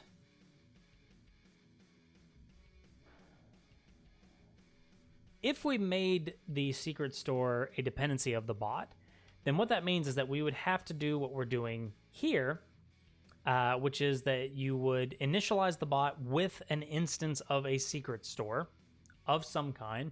Doesn't matter if it's in memory, if it's a static secret store, or whatever it could be.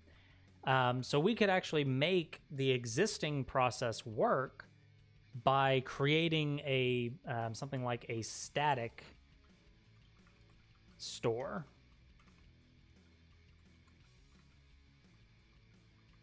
Right, and then on the static store, we could have the get Twitch token, which returns a string or an error. And then in here, we would just return os.getEnv Twitch token, comma, nil, in a transaction. We could do something a little sketchy here, but or we could do something not sketchy. We could do something sophisticated here to make this to make this a little more error handle aware. But that would be the idea to fit it into the current state. Let's see here. I don't think it's a dependency, moreover a storage. I would use the adapter pattern. Interesting idea.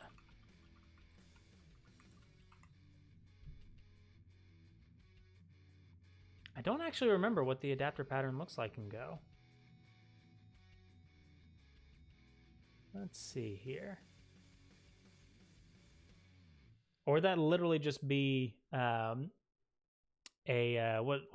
the term? Would that literally just be a receiver extension?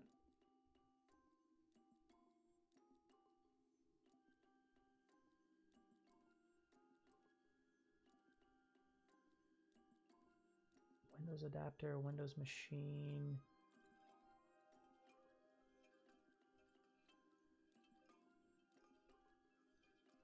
Okay.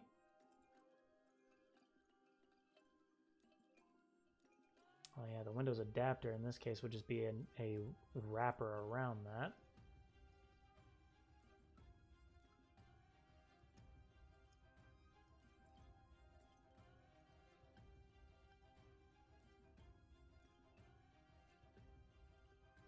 Hmm.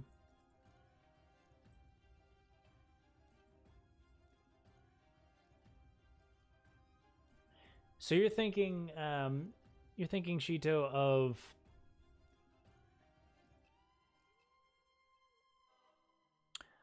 oh, I see. I see what you're talking about. Yeah. Define a storage interface, and then inside a source, which could be anything. Ah. And then more or less, you're just wrapping the bot around that that storage and injecting the secret that way. I'm not gonna lie, I've actually never done the adapter pattern in Go before. I'm actually struggling to think if I've ever actually implemented the adapter pattern in its pure form. Thinking more of like runtime dependency finagling, which is not adapter pattern. Okay.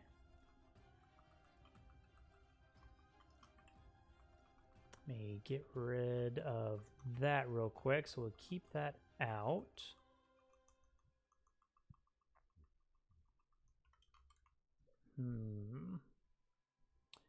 Well, let's see. Let's compare the two.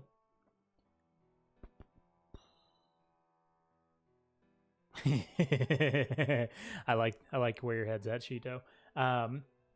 So comparing those two, if we put that requirement as a dependency of the bot, then that would basically create a dependency. It would create code that looks like this. So you would add a field onto the bot, you would add it into the constructor, and then we would have to add into the authenticate function a secret.getTwitch token call, which basically kind of it concretely seals those two dependencies together. In my opinion, it's not truly immutable. It's not something that you can't change later, but it makes it very difficult to change those things when you have them kind of woven in like that. And in our case, we would be sprinkling calls to the store across authenticate, which would be a little interesting.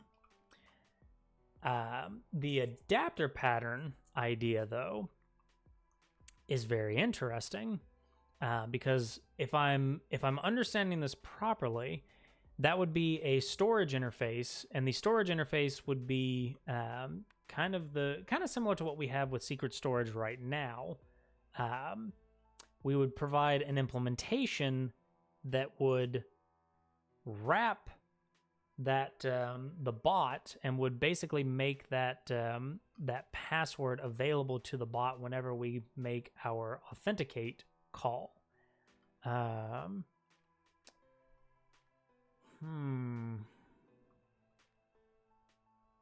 actually kind of paused on which direction I would like to go with that. And that would also replace the this call here. I'll tell you what. I need to take a small, probably a minute or two break. I need to go and grab some water, and because unfortunately I've been sipping out of a coffee cup, and it is 6:35, which is probably not a great thing to be doing. I say as I finish the coffee. So give me just a couple moments, and we'll be right back.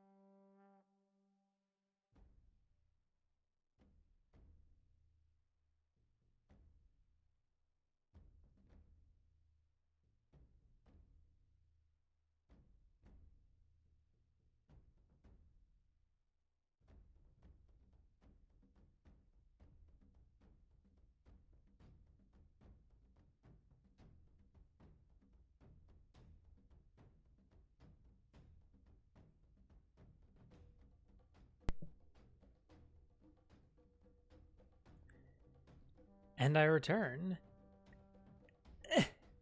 And I have a small desk buddy who has taken over my desk.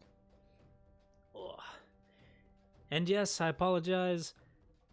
I've lost the lab coat for a little bit because it is boiling in here. It is somewhere close to 78, 79 in here, if I remember correctly. So we're going to lose the lab coat, I think, for the rest of the stream. Let's see here. Where are you streaming from? Streaming from, as in like time zone, location, room. What you looking for? Hello, tiny cat. Location, country. I'm in the U.S. And I'm on the East Coast. Boop.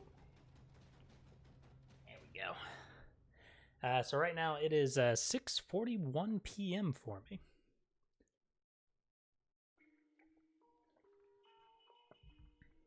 Not terribly late, but a little bit later, or a little bit late to be drinking coffee, to say the least. Here it is 0:41. Oh my. Would that here be somewhere in Western Europe? Aha, Germany. Oh.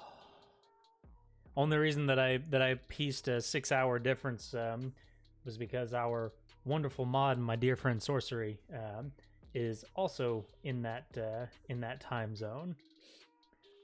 Excuse me. And just kind of got used to that, like, okay, take my time, add 6 hours. What happens? Alrighty. So,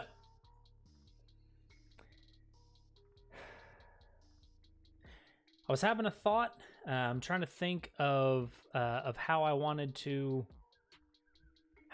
approach this, and what I think I'm gonna do is something kind of in between. So it's not quite the adapter pattern, but it's also not introducing the dependency into the bot just yet. What I think I'm gonna do is I'm just going to set up the secret store as a separate instance here in main, and then I will just use the secret store and hook that into the existing authenticate call. So the password will come from the secret store, and then we'll call authenticate just like we're doing right now. So it does technically keep the two separated. We just meld them together at kind of the edge of the world, which in this case is our main.go. And then from there, we can kind of decide how we want to piece those things together. So thank you all very much for your patience. Thank you so much for allowing me to get the non-caffeinated water, as I like to call it. Definitely going to need it. And also, we did get a message back about the coding site, and it's LeetCode. LeetCode was the site that I was looking for. I feel like every bloody thing is the world's leading something or another.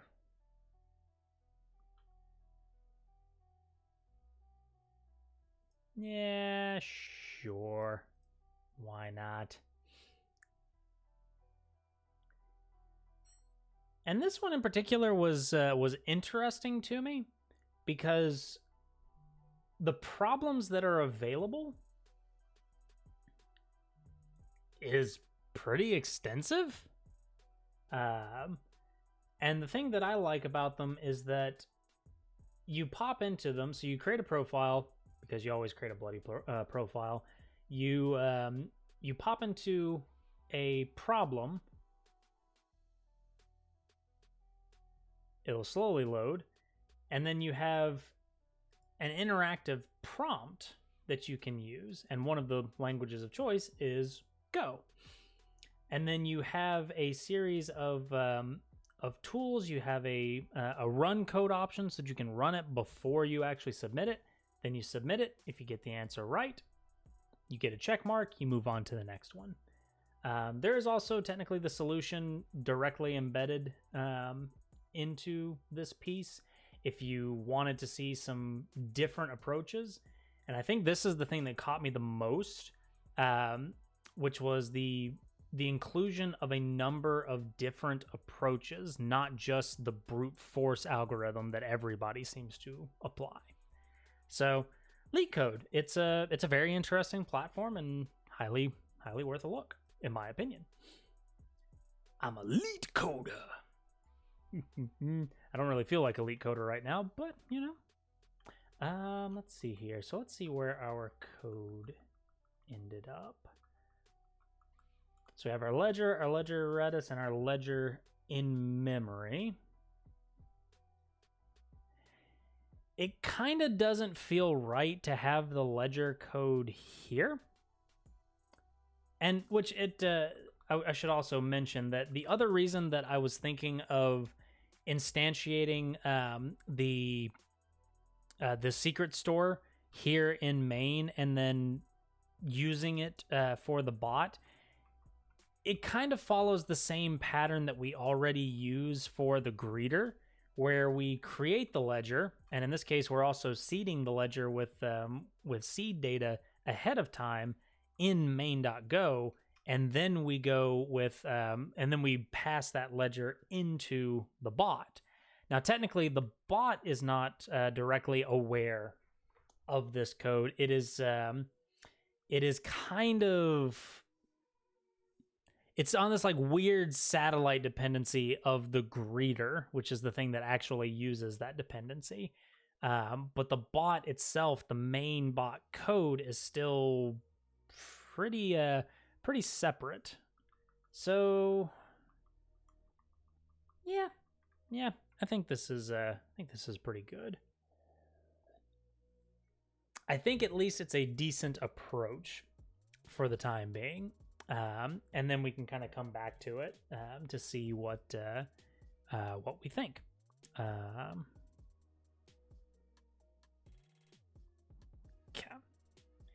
All right. So now, but what I am going to do real quick is that I think it makes sense to have a new package for this, though.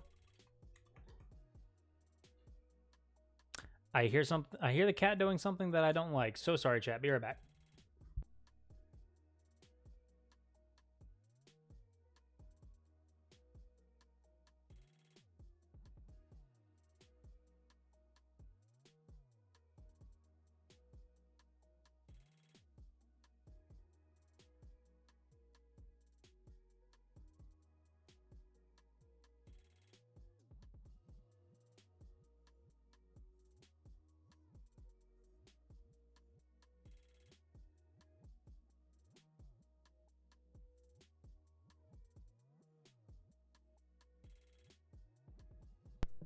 And indeed she was. She was getting into the trash can. The joys of having a small kitten. Let's see here. Do we want to call this secrets?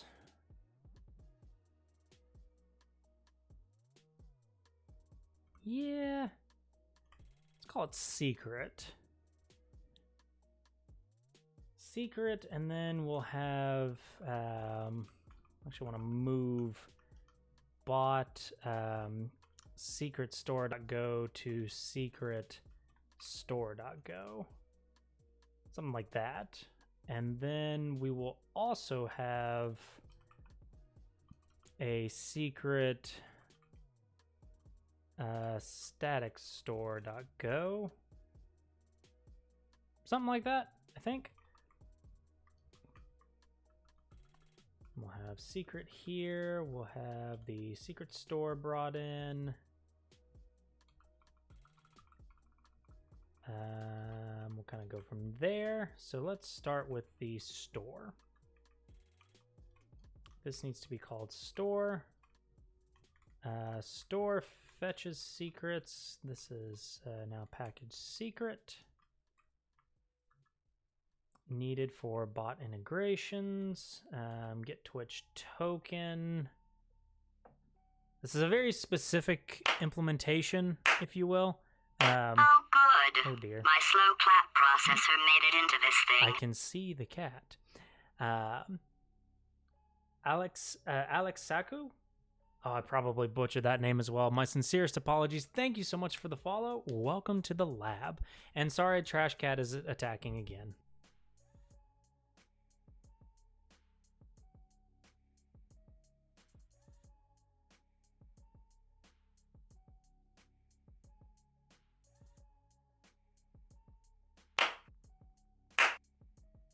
Oh, good. My slow clap processor made it into this thing.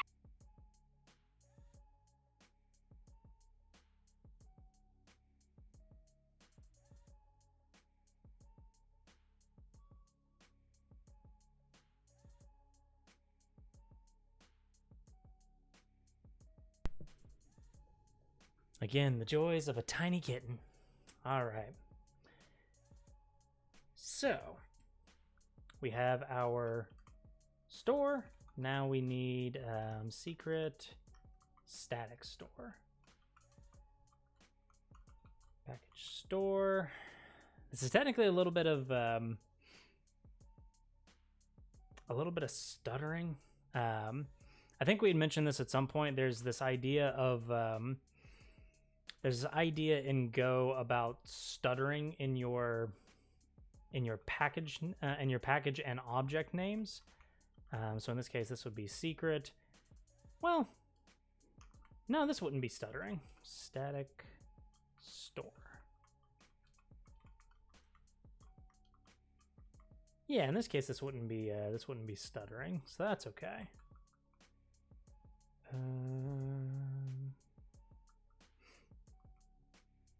So here we would have Twitch token is a string, and then func new static store, Twitch token string, oops, returns an instance of static store, return static store, Twitch token equals Twitch token. And then here we would need to implement the store interface, which would be static store get Twitch token, which returns a string and an error. But in our case, since this is a static store, we should never return an error. We should just be s.twitch token and nil. Excuse me. So just to document, static store, woof. I don't know why it does that. It is the weirdest thing. Static store is an in-memory secrets store. Don't use this for prod. Please don't use an in-memory store for prod. Don't do it. Okay. And oops. That should be, I think, perfectly fine. So now we need vault store. And then if we go to oh my goodness. The kitten is walking the banister, and it is the weirdest thing to see because she's very confused as to why the trash can has suddenly disappeared from existence. All right, let's go into Vim. Let's get our vault store back in, and let's get vault store package secret. I'm going to be a little lazy.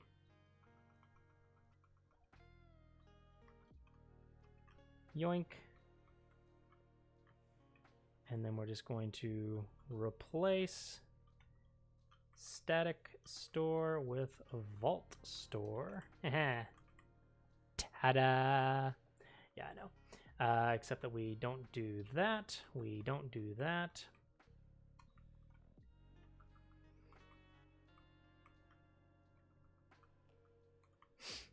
And then in this case, we'll have a func connect, which may return an error.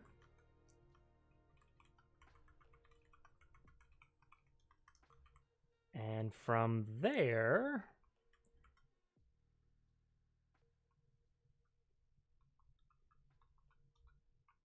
there's a part of me that's kind of inclined to make connect part of that interface.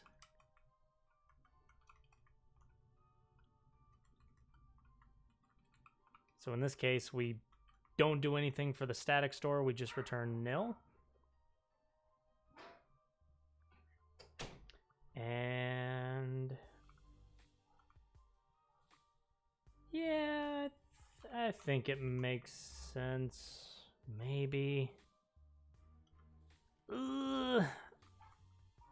Yeah, I don't know that that makes sense, actually.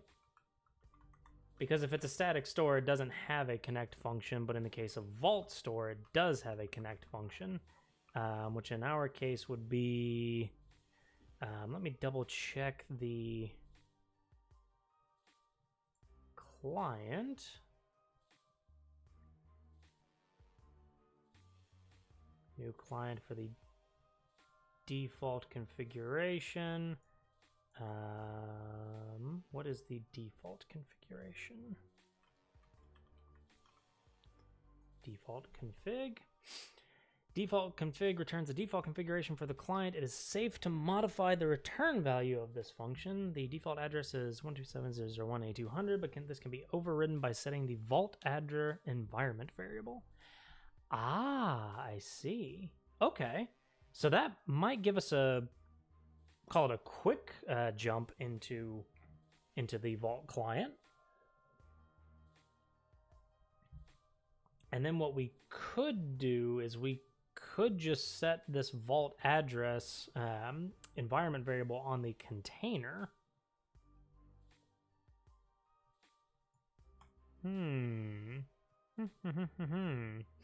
Although that is technically a hidden, it's a hidden configuration, which I'm not as fond of.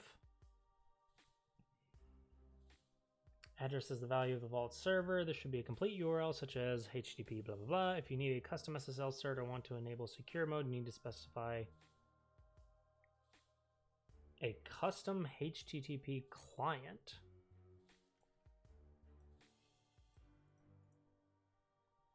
Interesting.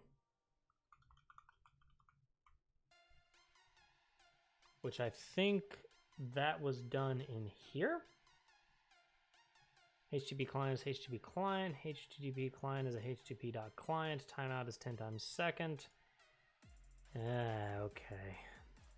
This is getting a little more complicated than I expected. Officer Wolf, afternoon to you, mate. Thank you so much for stopping by. Welcome back to the lab. I apologize for the lack of lab coat usage. It is quite warm in this in this room right now, so I have foregone the lab coat for the time being. So this is host string. We'll come back to that, I think. Yeah, because we're gonna need something there. Yeah, we're definitely gonna need something there. The mighty Medj Labs. How you doing, mate? Just to kind of catch you up really quick. At the moment, we are attempting to integrate the bot with HashiCorp Vault. The intent was to put things like the Twitch token into Vault and use Vault as the source of secrets for the application going forward, instead of the thing that I typically do, which is come in here, source this access token, and then start the application, yada, yada, yada. I would rather do something a little more production grade. So we are attempting to integrate Vault into the mix. And so far, we have more or less just gotten stuck. Well, not necessarily stuck. We just kind of got to the part where we actually connect to things. Doing good. Just pricing out that Ponagachi going to be around 110-ish. That doesn't sound too bad if my if my measure of cost for a device like that is in any way, shape, or form up to date. That doesn't sound too bad. At least not off the top of my head.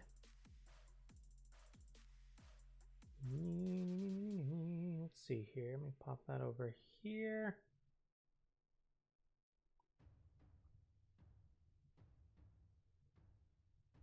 Okay. Just looking up a quick reference. That looks okay.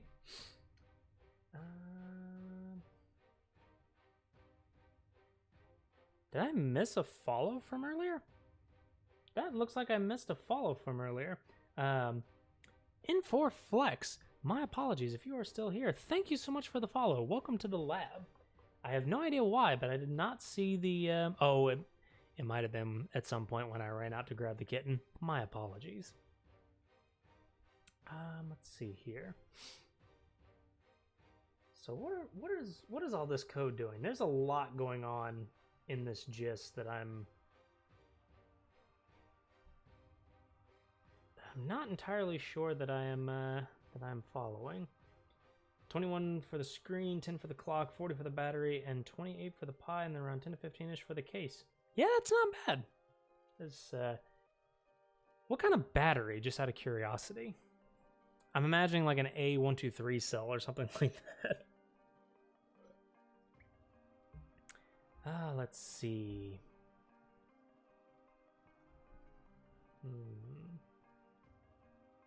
Pi sugar. Okay. Very interesting. Things that I need to dig into a little bit later. Okay. So we do need a dependency on the Vault API. So we need dependency on the Vault API. We need to bring in the Vault address. Static token, I'm going to assume is the token, the root token, but in a actual production environment, it would be a token that has access to that path. So for us, it would be the root token. So we do need import.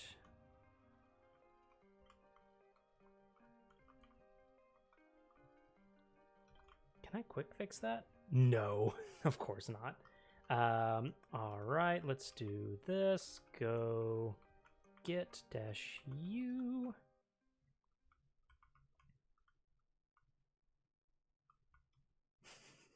I didn't think that it would actually paste that nicely.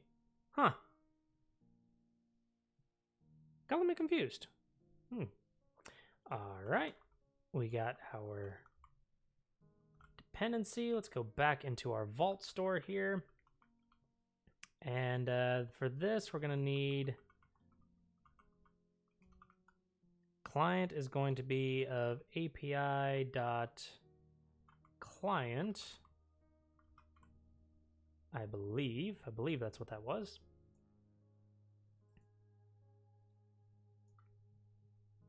And then for the client, we are going to need to pass a config with the address.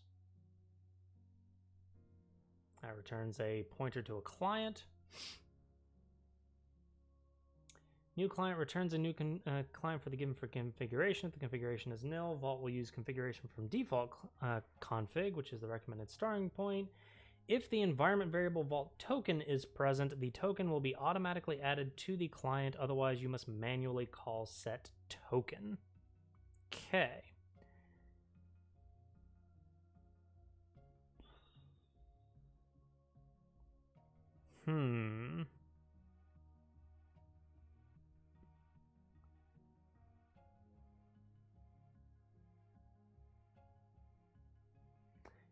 Let's see here. And then the other thing that we had to look at was the HTTP client, but let's start here.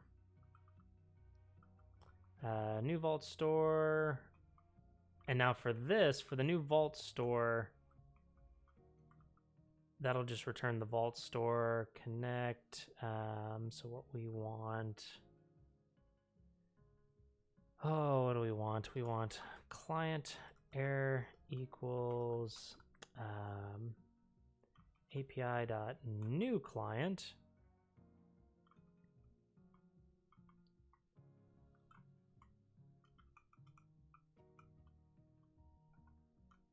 Oops. Although I think we could do that if error does not equal to nil. Return error. And we'll do some more fancy handling logic here in a sec. S is Vault Store.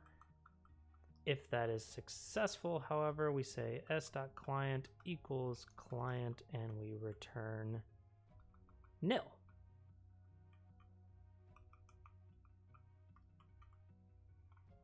Yep, too few arguments. It does indeed want a client config, which for here we would pass a config object that looks something to the extent of this, because we do want to set our address explicitly. So this would be at api.config. Address is host. I feel like this should probably be called URL. Since it's not just the host name that we'd be passing, this would be the full URL that we're expecting. So that would give us... I think that will get us far enough. But I think we also need our token. And then we would need client dot set token would be set to token. S.client equals client. Alternatively, we could do that just to be certain that we're changing the right thing. And then we return nil.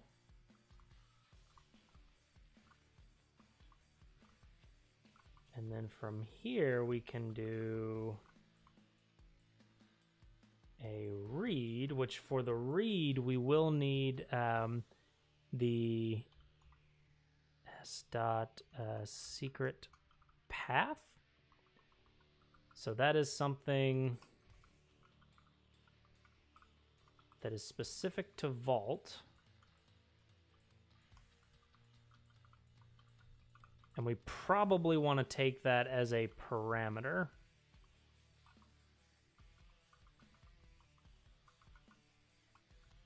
The thought there being that I think I want that to be a parameter on the constructor, just so that it's something that you can't forget when you're constructing new instances.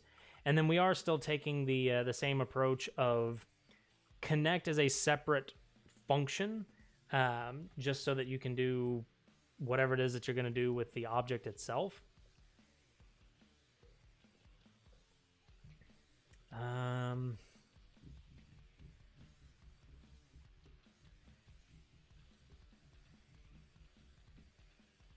Although I'm starting to kind of question that pattern just a little bit, if I'm being honest. Connect to the Vault server with a static token instead of Vault token env variable.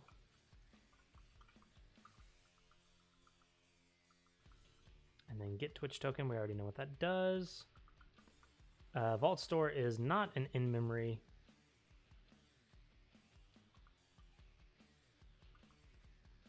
It's a secret store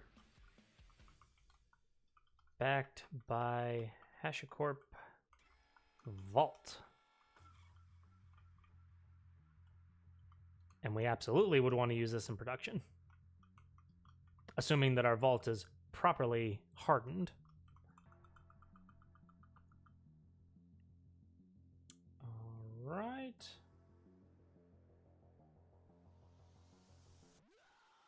Let's see here.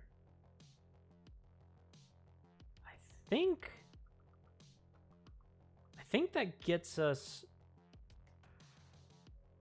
part of the way there. Now the read becomes a secret. So secret error equals if error does not equal to nil, then we want to return this. And I think we want to wrap this as fmt.errorf.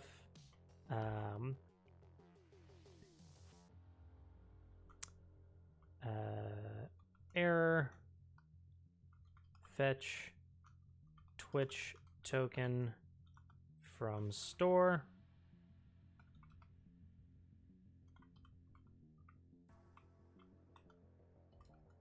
Error. Just so that we have a very specific example of what's going on there.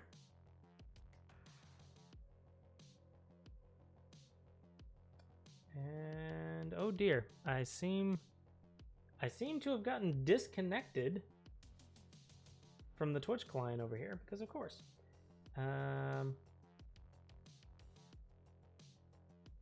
Ooh, is that a PR I see, Shito?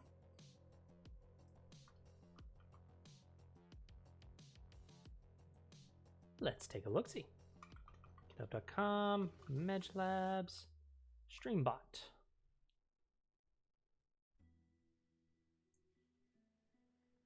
Aw.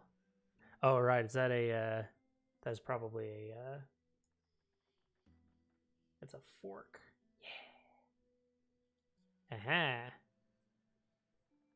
And of course, can you, my apologies, can you, or actually, I don't even have the Twitch chat up at the moment. Oof. Let me pull that over here.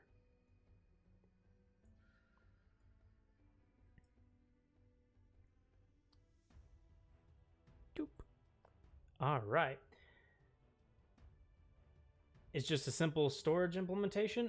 Would you mind reposting that that link just so that I can have that in? I completely forgot to put the pop out for my Twitch chat down here, and so I lost that link completely. Aha! Much appreciated. All righty.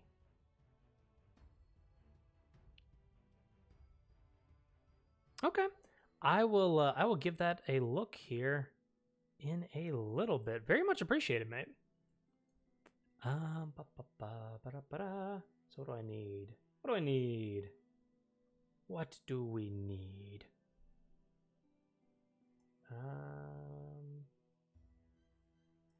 Say json.marshall. Now this is the thing that that I didn't quite catch on the read function. Logical read returns a secret.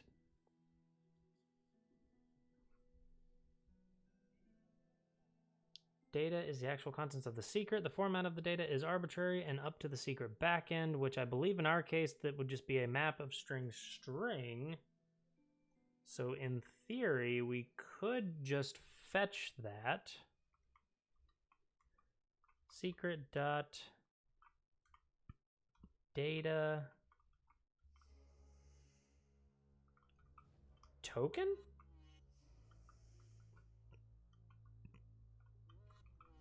And then that would be cast as a string. If I'm reading that proper, oops.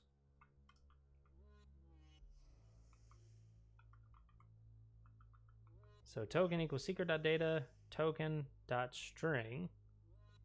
Marvel, welcome back to the lab, mate. Thank you so much for stopping by. Let's see here. We are struggling with secrets management. Yes, of course. Oh, and I think we could also do something like, we could do, to be a little bit safer, we could say token, comma, okay, secret.data. If not okay, return, whoops, empty string, fmt.arf, and we could say token not found in vault.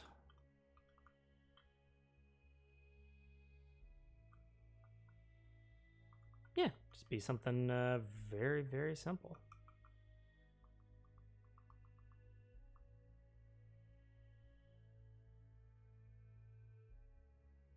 I don't know what just happened to my brain, but my brain just kind of like stopped for a second. I'm not sure why. Return token dot string nil.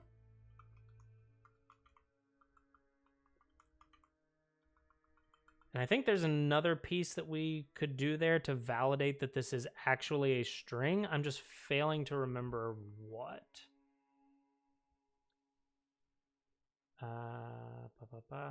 How big of a storage should I get for the Raspberry Pi? It's a good question. Are you going for a USB storage?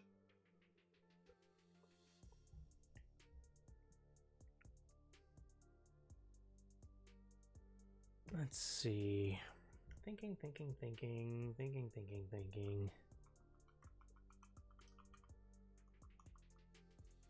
I don't really...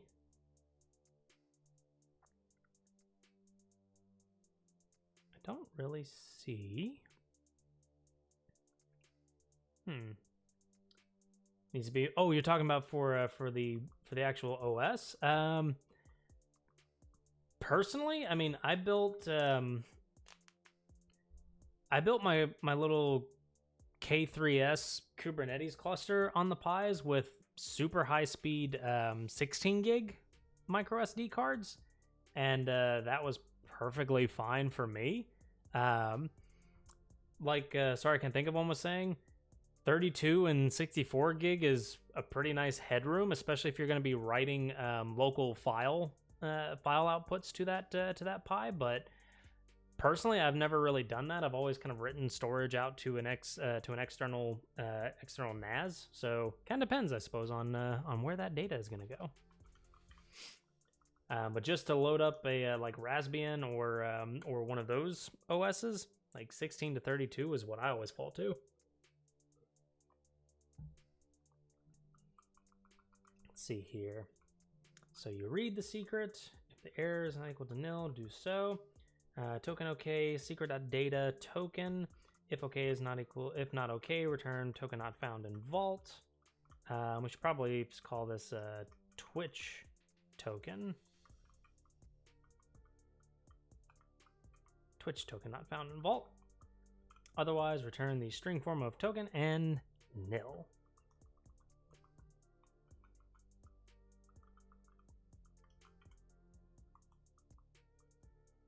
That looks pretty good to me. I say very, very hesitantly. Not gonna lie, I'm hesitating a little bit on this, but I think that looks okay.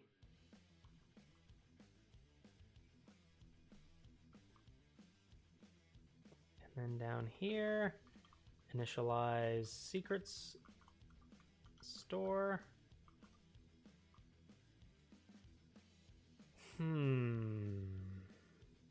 My thoughts exactly here, Khajiit.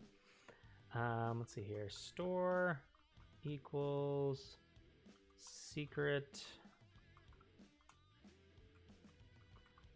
dot new vault store, and the path is going to be secret Twitch token.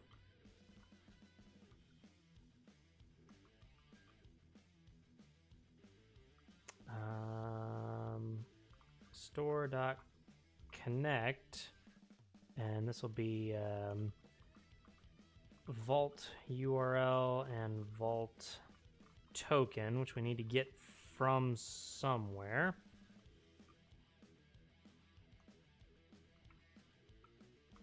So this will be error equals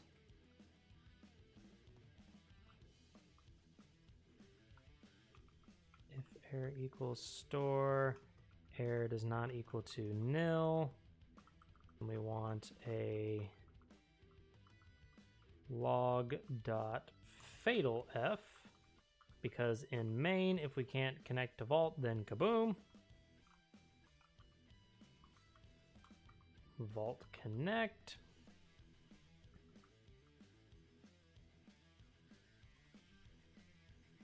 And then password will actually become store.getTwitchToken. Well, this would be password error. And then again, if password error equals error does not equal to nil, then log.fatalf fatal get Twitch token from store.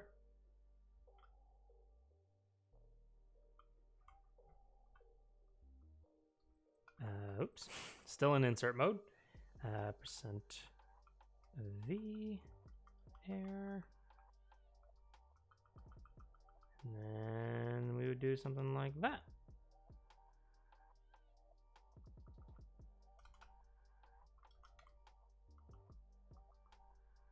Okay.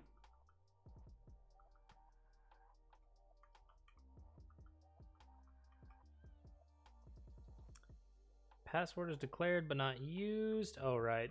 I don't think we can do that. I think because of the dual, we have to do that. Because now password is within scope, so we can actually use it.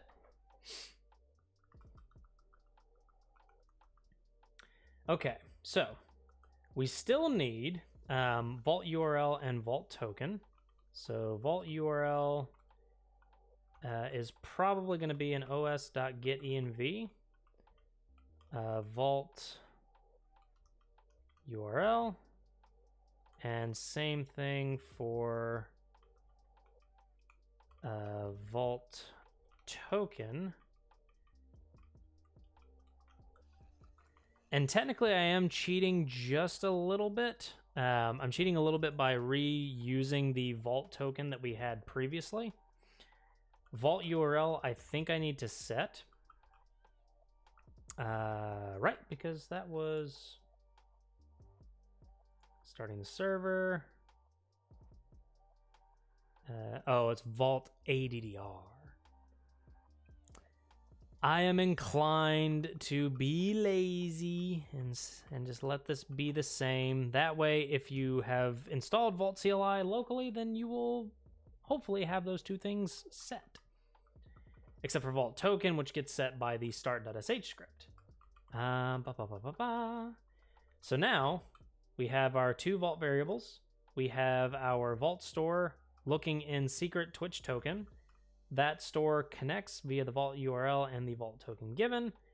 The password comes from store.getTwitchToken. We then pass that password into chatbot.authenticate with the existing nick and password. That was a little bit of a path, to say the least. And as you can see, our main.go is getting it's getting kind of large again. We are setting up our ledger, setting up a secret store, and then we are doing the process of connecting the bot.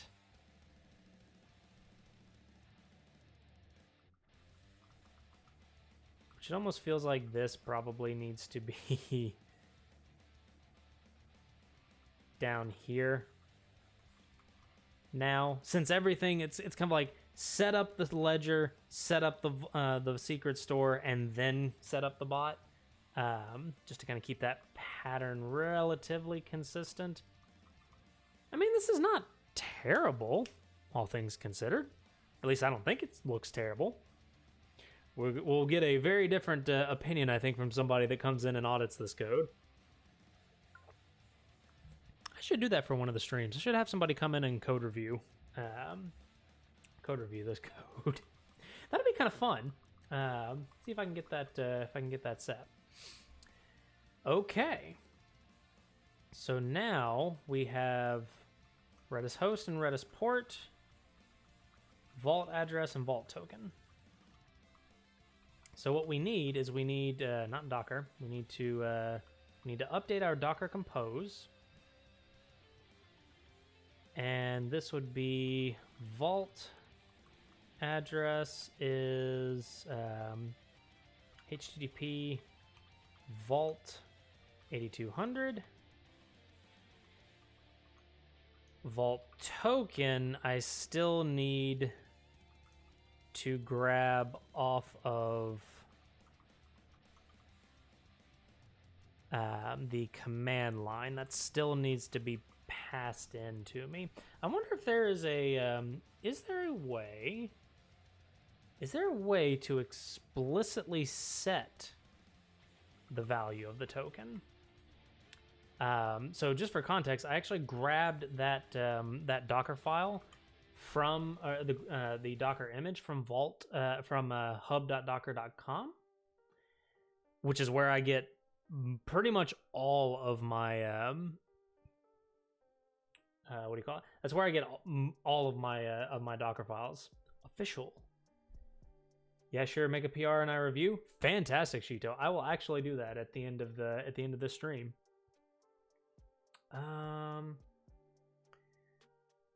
Aha. Vault Dev Root Token ID. Fantastic. So what this means is that we can actually make this value static. And I'm just chatting in the chat just so that this doesn't disconnect me, because that does that all the bloody time. But let's see here. Actually, let me close that out. So I was hoping that this would actually work, because that means that in the Vault image, we can do this. And we're going to say s.medj1373 blah, blah, blah, blah, blah, blah, blah. And what we're going to do then is, instead of having to do all of that shenaniganery to get the token, we just set it. Now, that is very insecure. Just saying, that is a very insecure thing to do. But for a local environment, this is perfectly fine, as long as you don't push that local environment up somewhere.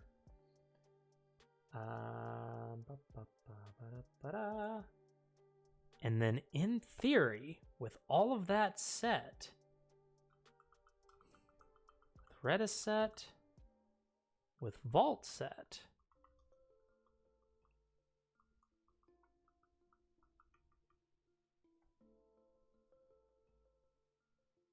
I think we are ready. And I am going to change this to just s.medj, because reasons. Just to make it easier to post back and forth. You can use a local .env file with this plain text, and Docker Compose can read this. That is a fair point. That's a very fair point, Shito.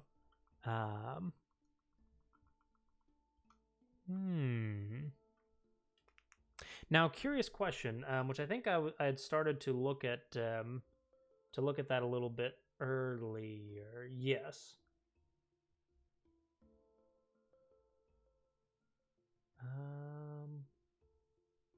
Does Docker Compose just naturally read the .env, or do you have to source that? Do you have to source that somewhere?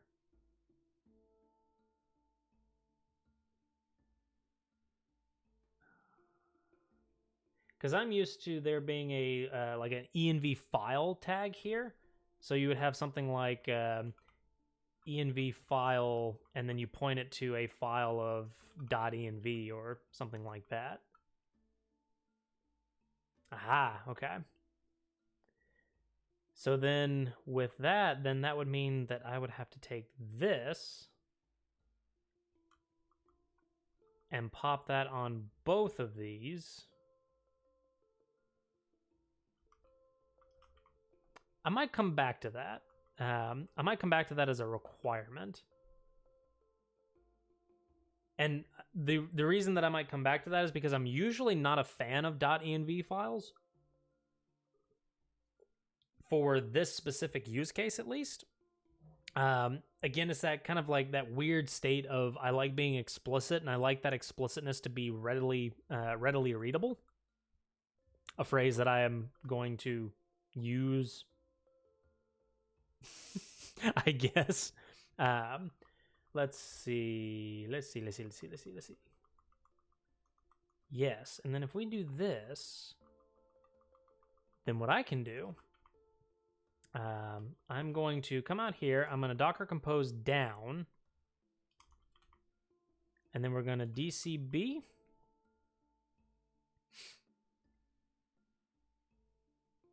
So it's going to do, oh, hello. Bot build failed. Package Medjbot secret is not in Go root.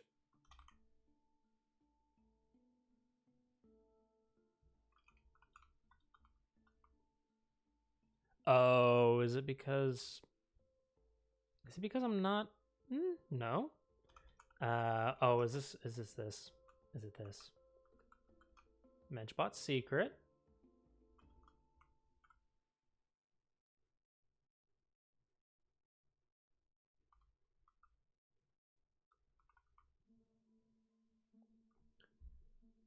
Secret vault store package secret.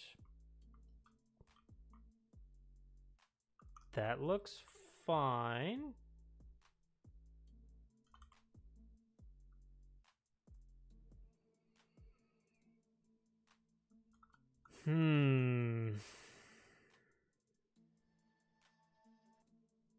Why is it so angry at me?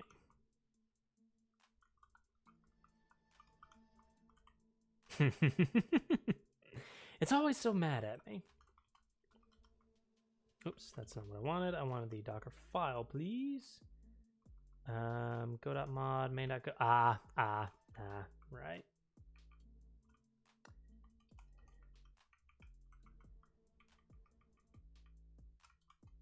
I think we're starting to hit that critical mass of it doesn't make sense to do these individual copies anymore.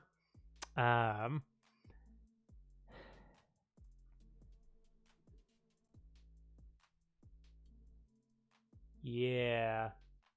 I feel like it would be better to just do a Docker ignore file.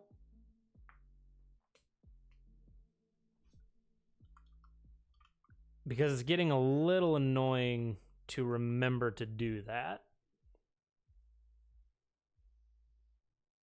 Let's see. Okay, so that's now working. Sorry, so the problem there was that it was failing to find Medjbot secret, that package, and it was failing to find that because in the Docker file, we are individually importing the packages for the Go code. However, as you just saw, that kind of that introduces the dependency of when I add a new package, I have to remember to add that package into the Docker file, which is not very ergonomic. It's explicit, but it's not ergonomic. So what I typically do in this case is I would have a .docker ignore file, and the Docker ignore file would have things like the README, admin in this case, Docker compose, Redis data, star.sh, and vault. You know what? Let's just do that. Them Docker ignore. readme.md. Technically, it doesn't matter if the readme comes in, but I'm picky. Star.sh. We don't want the vault folder, and we don't want the admin folder. Maybe. The argument that you could make, and I think the thing that's going to catch me on this is that admin right now is kind of a, if I were to go and add a Docker file for admin later, if I wanted to go down that hosting path for the front end, then that Docker ignore does kind of bite me a little bit. So I think I'm going to change this. And I'm going to change this to the bit that I really don't want to have in the Docker file, which is node modules.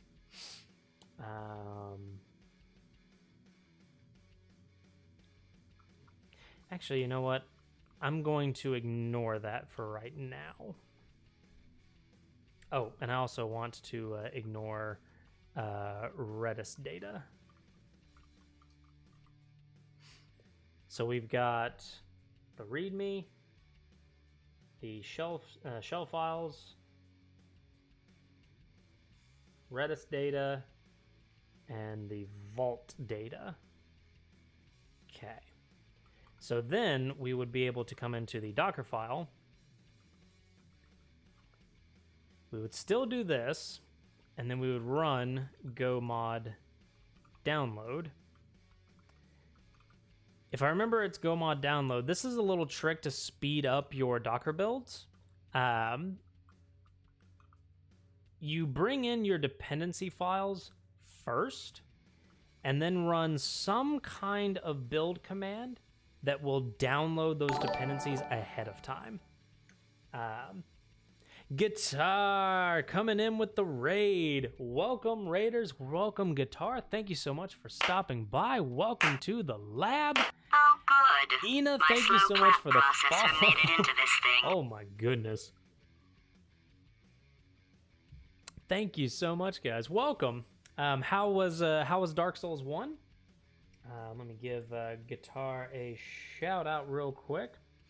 Again, Guitar, one of my mates, fantastic individual, streaming Dark Souls 1 at the moment. He's so cute, I should have guessed. Thank you, Ina. Crumpet Gang, Ray, we don't talk about Dark Souls 1. That good, eh? Yeah. Welcome, Raiders. So yes. So this is a pattern that I use for Node applications, that I use for Go applications. I try to use it for Java applications. Sometimes it works, sometimes it doesn't. The idea here is that you incur the cost of downloading those dependencies once, and you only incur that cost again if you change the dependencies. So in our case, we did add a dependency tonight, but going forward, as long as I don't get rid of this Docker cache, we don't have to download those dependencies over and over again. Now, mind you, Golang is a little fast. It's a little bit faster than some of the other tools, but with it's still, in my opinion, if you can cut it out, I would cut it out. I knew the Drake sword was a thing and the dragon disappeared. I was so tilted, but he comes back, so I managed to get it. Hell yeah. Drake sword is ridiculous, and I love it. And so now, with that in place, what we can effectively do, and with the Docker ignore in place, is just copy everything into user source app. And I think it looks something like that. We are about to find out. So if we do a Docker compose build,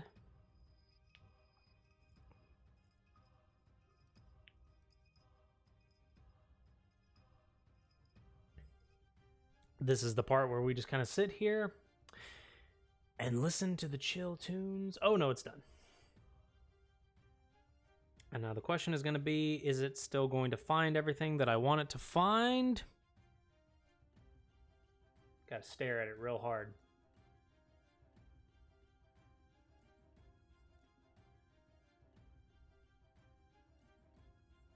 It's thinking real hard. Oh, man. And there it goes. Oh yeah, it's big brain time. It's big brain time. Thank you so much for the bits, Ina. Oh my goodness, Ina? No. Ina. You're going to have to bear with me because I am absolutely terrible with names. So I apologize in advance. One day I will learn how to actually properly pronounce names in the most sensible way, but it is not this day. And case in point to the caching bit that I was talking about from before, see how fast build is now? Docker Compose build, boo! Just straight down. Oh, guitar, I apologize. I forgot the disclaimer. So I had to swap completely from Streamlabs into plain old OBS, the pure OBS. One man, no more Streamlabs. Ergo, the table flip is no longer available. So for that, if you would like either Cat Cam, I can probably redeem that. Or if you would like a keyboard song, I can offer either of those in exchange for the lack of table flip. My apologies. And probably tonight after stream is done, I'll probably remove that redemption until I actually get the bit in OBS back in. Keyboard song, got it. Let's see here. Boop. Pull that down like so. Y'all can't see anything with that. All right, that's okay. You'll just get to stare at me doing that. And oh, this is getting harder to do. All right.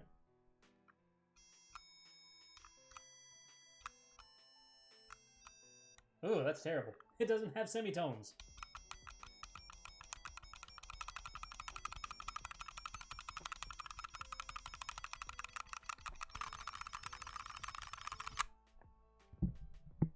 Just pure amounts of keyboard shred, because obviously. Hopefully that's actually coming through over the sounds of the clicky clacks, which somebody told me that the click clacks are just kind of like my own little drum track, but clack intensifies. Keyboard Hero 2020 coming to no console near you. All right, and let's see. Oh, right. I need to do a so I need to DCU-D, Redis, and Vault. So that's going to bring Redis and Vault up. DCL Vault. Initializing Vault in dev mode. Oh, an error initializing dev mode. Vault is already initialized. Uh-oh. Oh, is it because of the... Yeah, okay. rm-rf vault file star. Yes. ls vault file. So vault file is empty. Let's try that again. DCU-D vault. And DCL vault.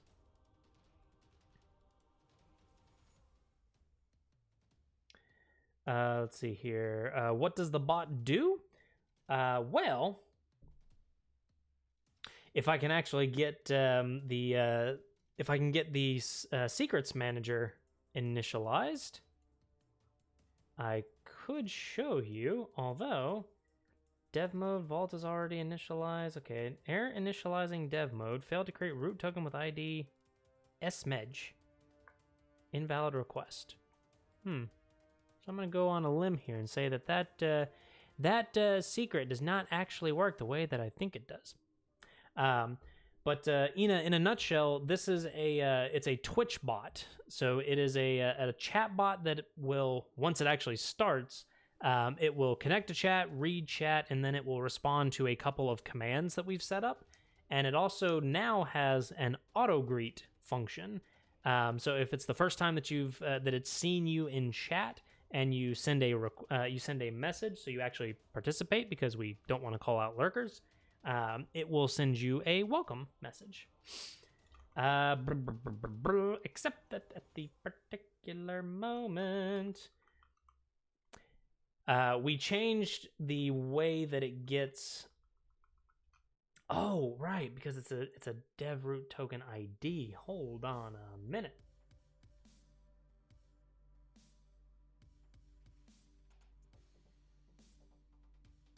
Yeah, okay, so that's actually not a thing. Damn it. Okay, is there a way in configuration, vault set root token? Is there a way to do this?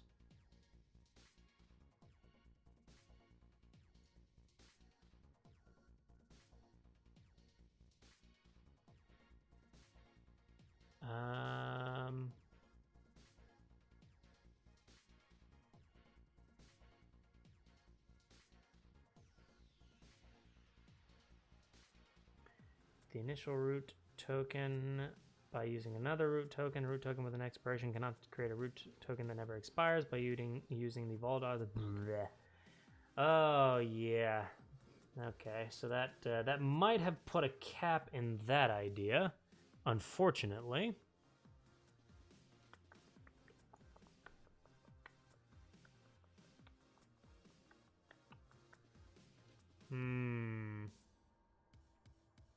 Disable mlock.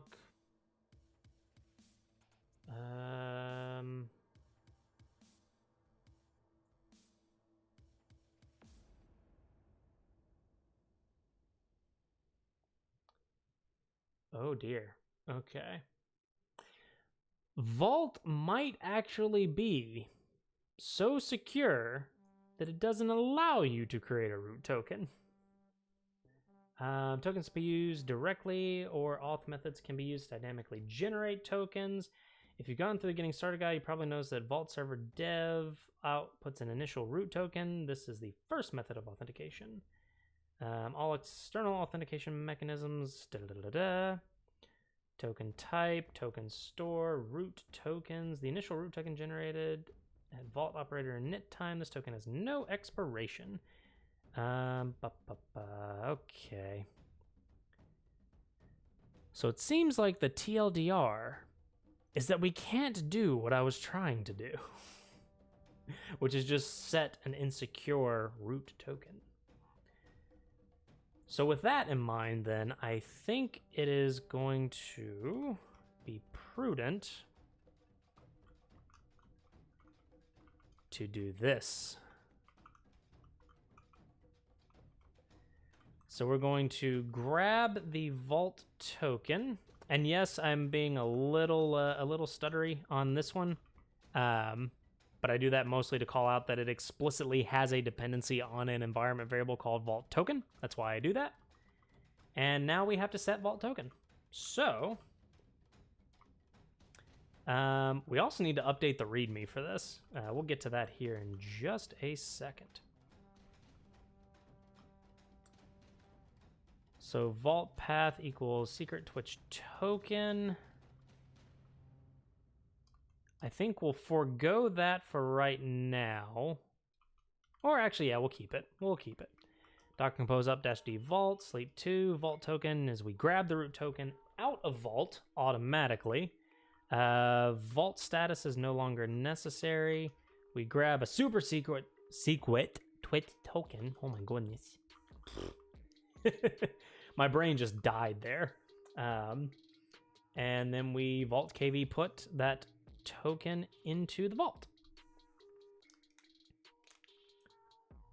All right, folks. So here's what we're going to do. I am going to let me docker ps-a. So that is still Redis, and oh, and I do need to add to the start.sh. Let's go ahead and bring up Redis and Vault. Bondulance from Edge, please send help. Send Brulance. That's not what I want. I don't know what that is. I keep doing it. Oh, right. It's because I'm typing :W. This is not Vim. I'm not yet in Vim. Whoopsie. What do I want? What do I want? What do I want? What do I want? What do I want? What do I want? I want to run start.sh.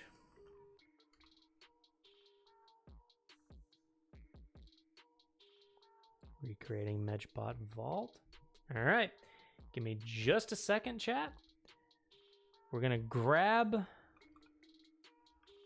that token.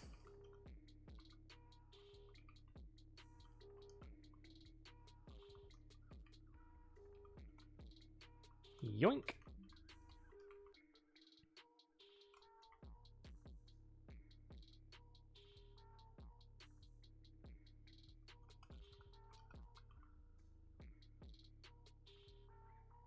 All right. Uh-oh. Just to bring this back to show you what's going on. So I attempted to drop the Twitch token in, and I got a connection refused because Vault is restarting. DCL Vault, probably doing the thing. Is it doing the thing? It's doing the thing. Error initializing dev mode. Dev mode already initialized, and then it's just resetting. All right. Vault. Config. I'm kind of surprised that it's doing that, actually.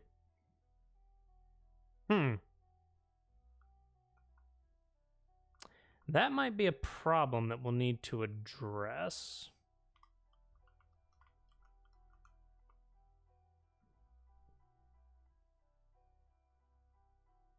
Yeah, that might be something that I have to address.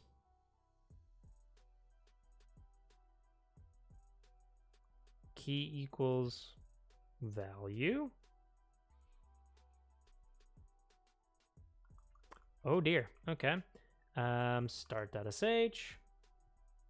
For context for anybody that is just joining the stream, what I am attempting to do is I am attempting to grab a token, super secret token, and I'm attempting to pop that into HashiCorp Vault, and it is still restarting. Oh my goodness. DCL Vault, are you still doing the thing?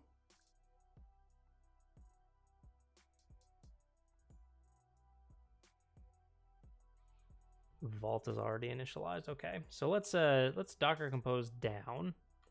It's rm-rf vault config star. Oh no. I've been doing a dumb.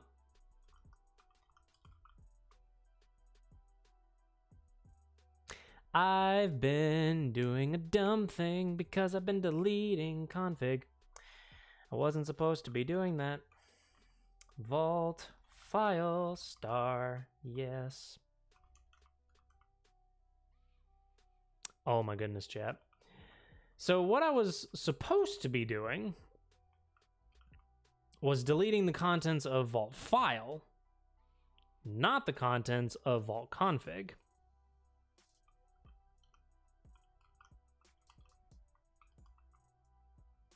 So what I was basically doing there was deleting my configuration.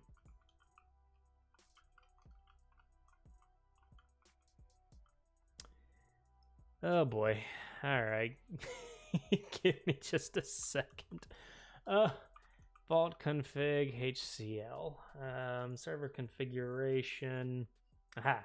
Storage file. Yes, storage file. Path equals vault file. And what do I need from there? I think that's it. So DCU-D Redis Vault. Oh boy, I was doing a dumb. Just ordered everything for the Pwnagotchi. Should be in by the 20th of this month. Hell yeah, Officer Wolf. I'm gonna need you to keep me up to date on how that is going because I am curious. Restarting less than a second ago.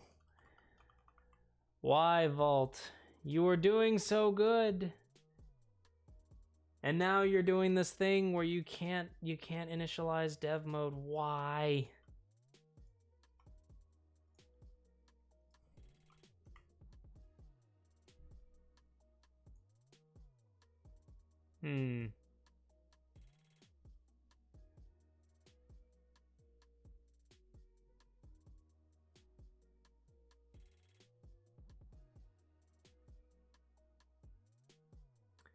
Yeah.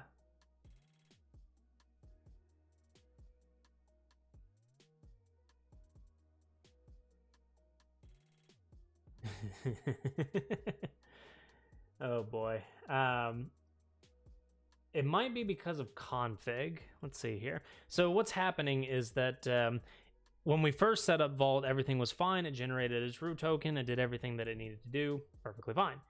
And then it got to this part. Trying to recreate the file seems to be just failing miserably. And it's failing on dev initialization because Vault is already initialized, which is, it's what it's doing. It's what the Docker file is doing by default. It's calling a Vault init. And that's what's failing because you can't do that, it seems. Vault config. But what I don't understand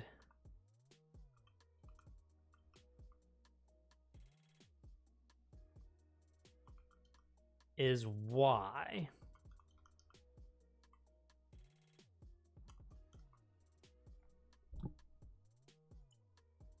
Let's see, it's because you're starting Vault in dev mode. Try start in server mode. Yeah, I don't really want to do that.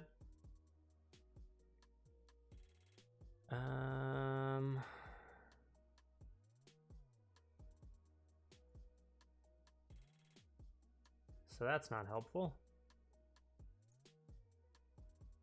Google Groups, go away. Vault is already initialized.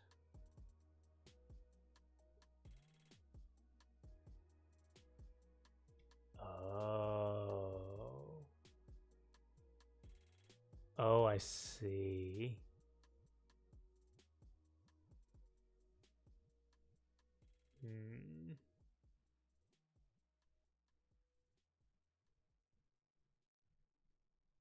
Okay. And this is doing something, so what I'm kind of pulling from here is that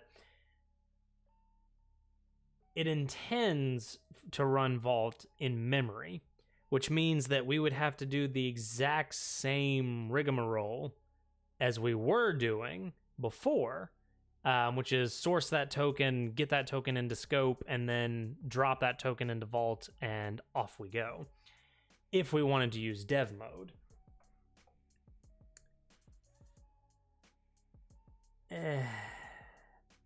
And to not use dev mode, we would have to go into the real initialization, which I really don't think I want to do right now. So what I'm gonna do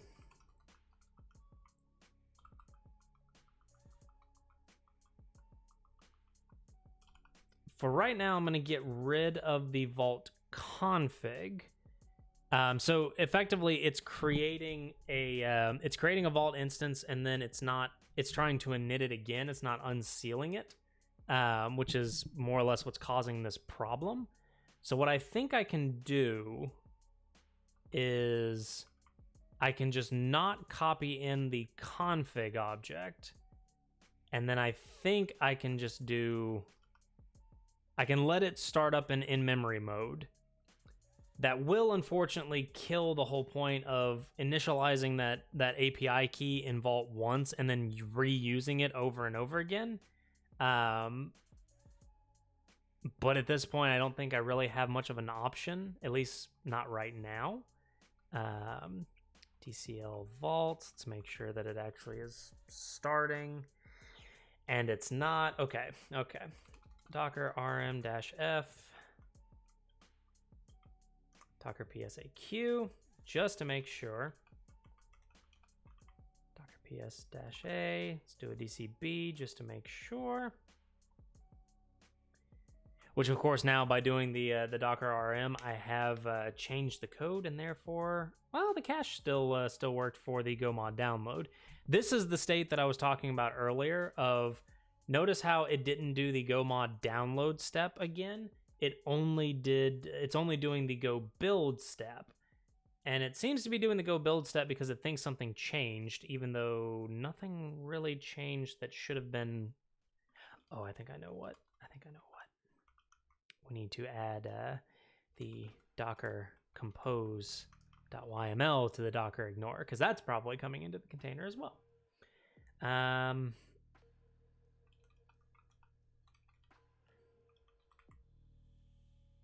right, let's try this again. Oh my goodness, Vault! Failed to create root token with ID, invalid request. Oh my goodness. Chat, this is killing me.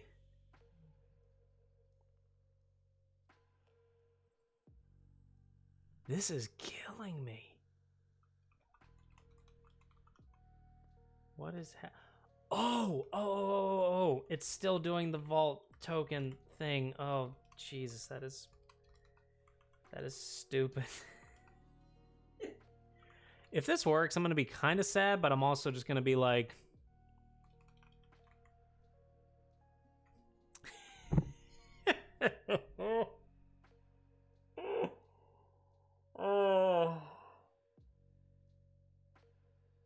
Oh my goodness. I'm saving up for the rage quit based on Vault alone. I was ready to Alt F4, but we made it. Okay, so to recount those steps real quick. So Vault was constantly failing. And the reason that we were getting to that constant failure state earlier was because we were failing on the initial step, and then because we have restart equals always, it was failing because Vault was already initialized. So one of the first things that I think we need to do is get rid of that restart always. And now I'm curious.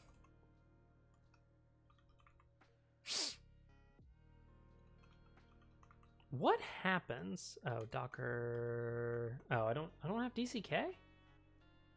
Oh. DCRM Vault? Yeah, there we go. And now we want to do a DCU-D Vault and DCL Vault. So I think that there might have not been anything wrong with the original Vault container, but we're about to find out.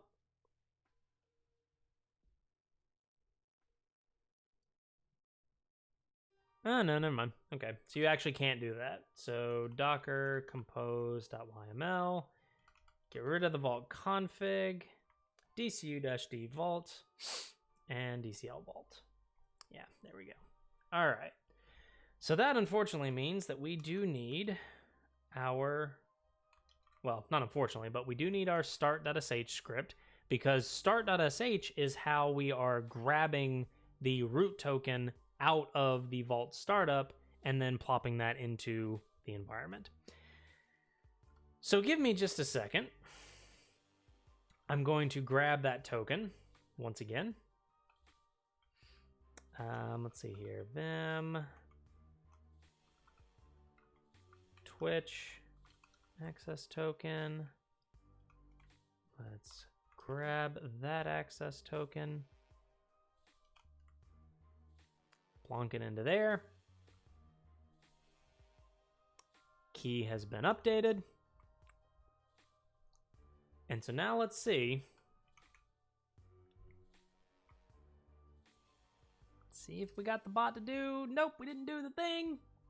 Invalid memory address or nil pointer dereference.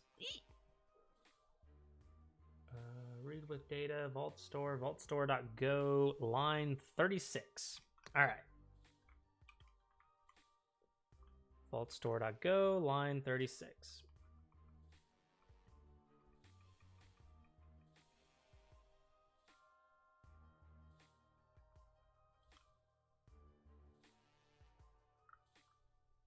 Okay.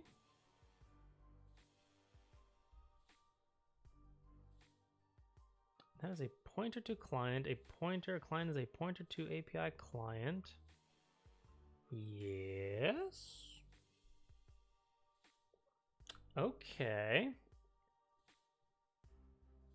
So we have a thing.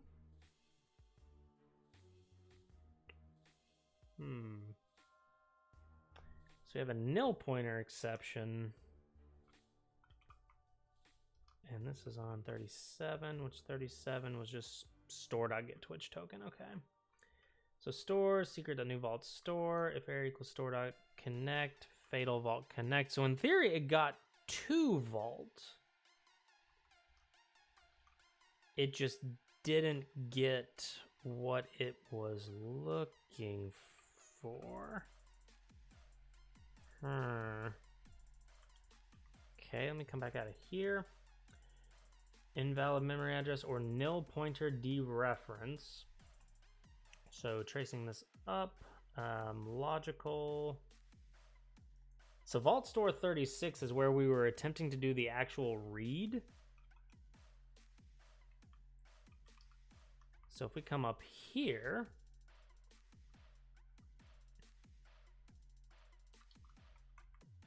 yeah, that was this piece.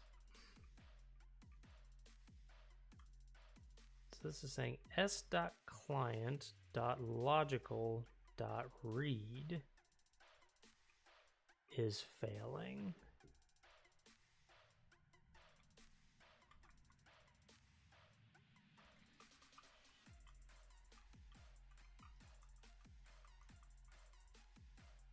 I'm gonna do some good old log line print debugging. See if we can figure out what's going on. Reading secret from s.secret path. Because as you can see, there's quite a lot of references here. fmt.printf is client nil.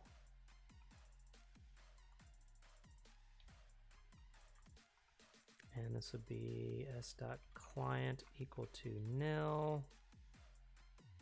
I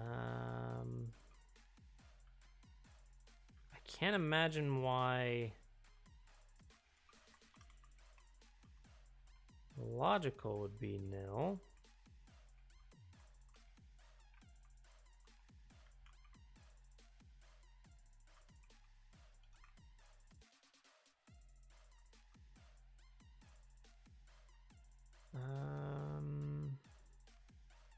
Yeah, I can't think of why that would be. So DCB bot.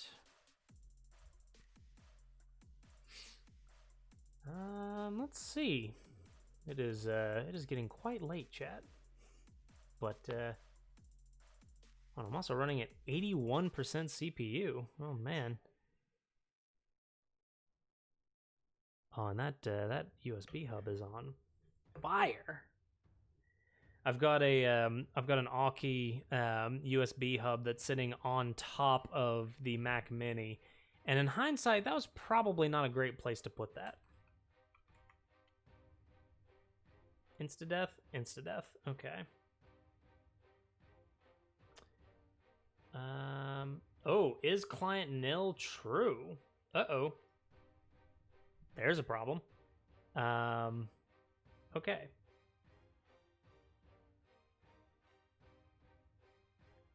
Okay. So that gives us something. Secret vault store.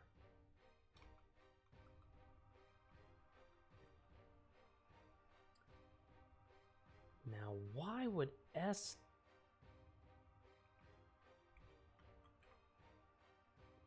Is it because of that?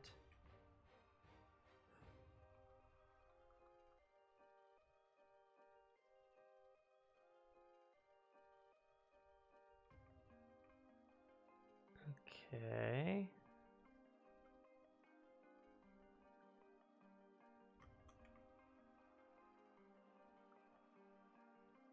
You have missed the pointer in the receiver. I think that's correct. No, I just added that, Shito, so I think that is correct. Let's see. Yeah, because I was making a mutation onto a non-pointer reference, which effectively means that mutation was just going nowhere to, what is it, a copy of that that instance at that something or another. But yes, I do believe it was the pointer reference, and now I'm kind of crossing my fingers, going, please be it. DCU bot. Yeah. All right. Reading secret from secret. Twitch token. Is client nil false? Is client logical nil false? Perfect. Okay. So now we are back to that point. We can get rid of these terrible, terrible things. That just means that this token is not being set proper. And I'm going to do the worst thing. You should never do this. Do not do this. Do not do this in prod. Preferably don't do this in dev. Ideally, don't do this ever. But in this particular case, I might go crazy, so I'm going to do it. I'm going to print out this lovely token. I'm going to print that out into the console. Or print it out into the log. And the reason that I say never do that is because you never know where that content is going to go. Even in a dev environment. Don't do it. Having sprint review in 8 hours. My daughter is waking up in a few hours, so it was fun. And many things learned. See you next time and always have fun. Good night. Thank you so much, Shito. Thank you so much for stopping by. Hope you have a good one. Enjoy sprint review in whatever capacity sprint review can be enjoyed. And we'll see you next time. Thank you so much, mate. DCU bot. Let's see. No. Okay. It is the correct token. Okay. It is the correct token. We are just getting a 403 permission denied from secret Twitch token.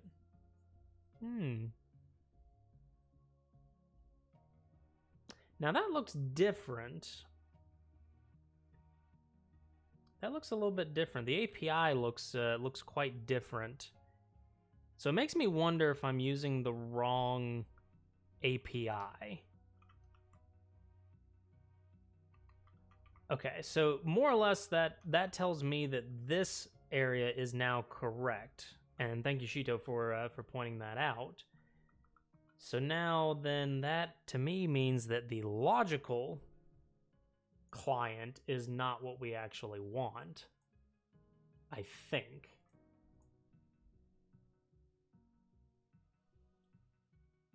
Secret data, my secret. But that is what this this example is using. It's using the client logical read. And then yeah, okay.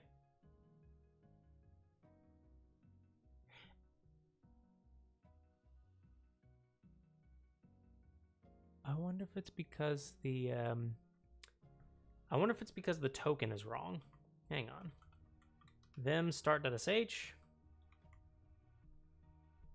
Oh, I really don't want to do that again. Yeah, no, so we're going to do this.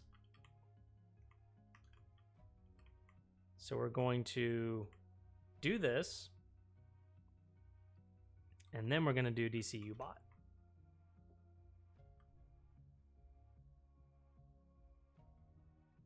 Token not found in vault.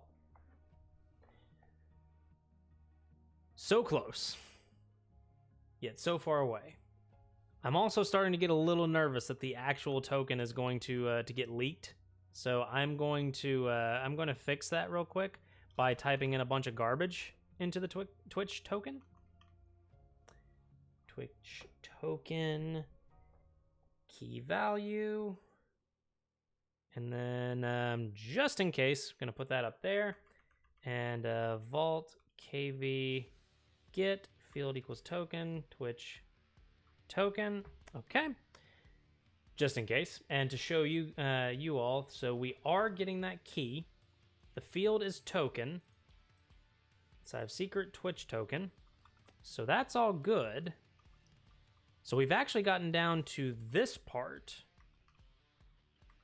So we're just going to do an fmt.printf, or let's do a print line, I think. Oh, good. My slow clap processor made it into this thing. Lysandro CB? Hopefully I got that right. Thank you so much for the follow. Welcome to the lab, where we are attempting to build a Twitch bot in Go, and at the moment we are attempting to connect that bot to HashiCorp Vault for secrets management by doing some terrible debugging. Absolute terrible debugging. So let me make sure that all those FMT print lines were gone. That is good. Come back here. DCU bot. Yes, I know. I need tests. Oh, whoops. DCB bot and DCU bot. While this is building, in regards to the tests, the thing that's been catching me about writing tests for the way that we have written the app so far is that I don't really have good interfaces right now. I think I have some decent interfaces for the bot. Aside from IRC, I think IRC needs a slightly better interface. Oh, the map is empty. Okay, so we have a different problem. Yes, and so what I've been trying to think about is that. Let me get Vault Store. Let me get this.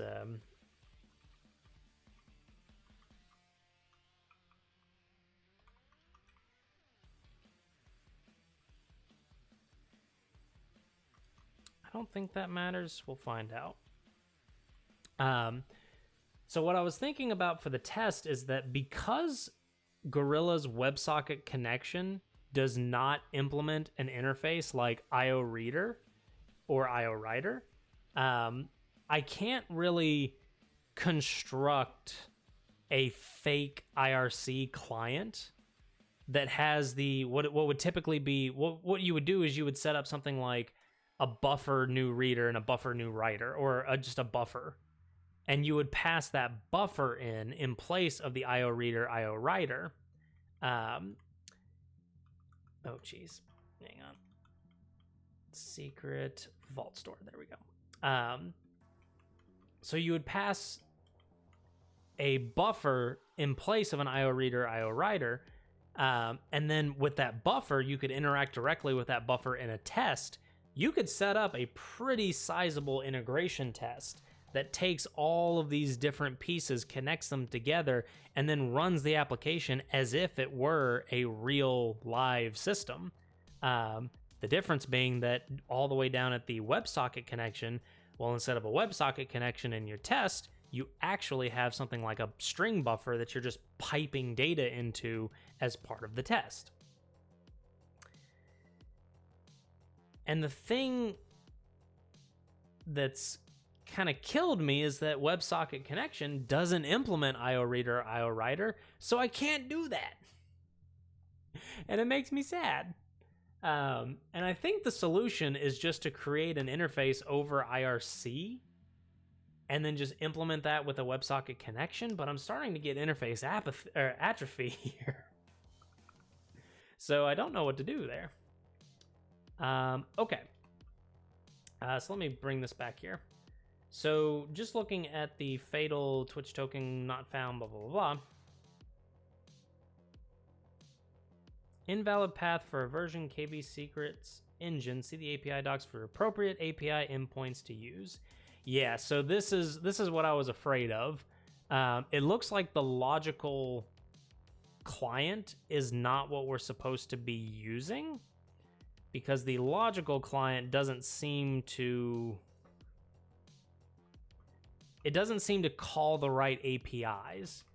And so if I, let's see, does it actually show that anymore? No. Okay. If I do a vault kv get, and then if I do just like this, or was it vault kv get format equals JSON? Maybe is that where I saw it? No.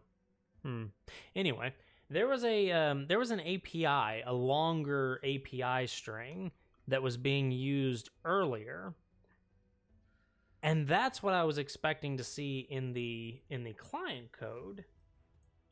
But that doesn't appear to be what I'm supposed to be using, it would seem. So is there like a get? No, okay, so it's not get. Is it just read?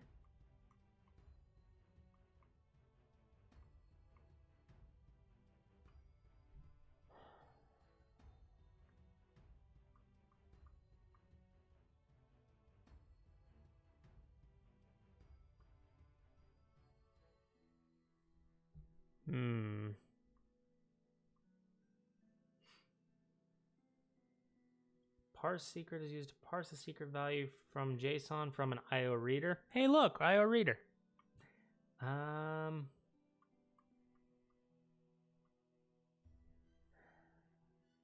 Yeah, no, it's all pointing to the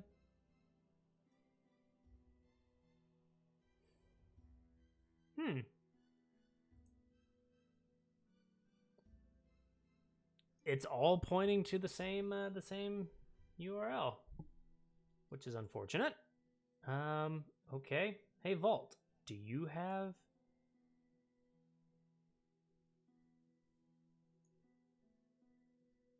any documentation? Client libraries, official. These libraries are officially maintained by HashiCorp. Yeah, but you don't really say how to use them.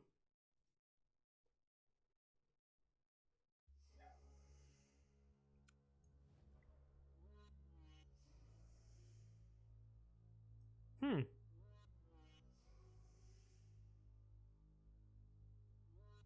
contains code useful for interacting with a Vault server. I mean, technically, for all intents and purposes, it does.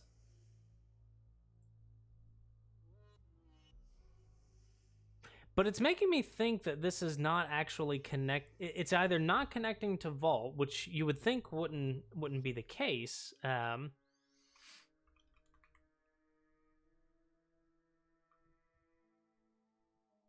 Yeah, so all that is well set. And just to be sure, Vault token is set to the correct token. And then if you go into Secret Vault Store, what we have at this point,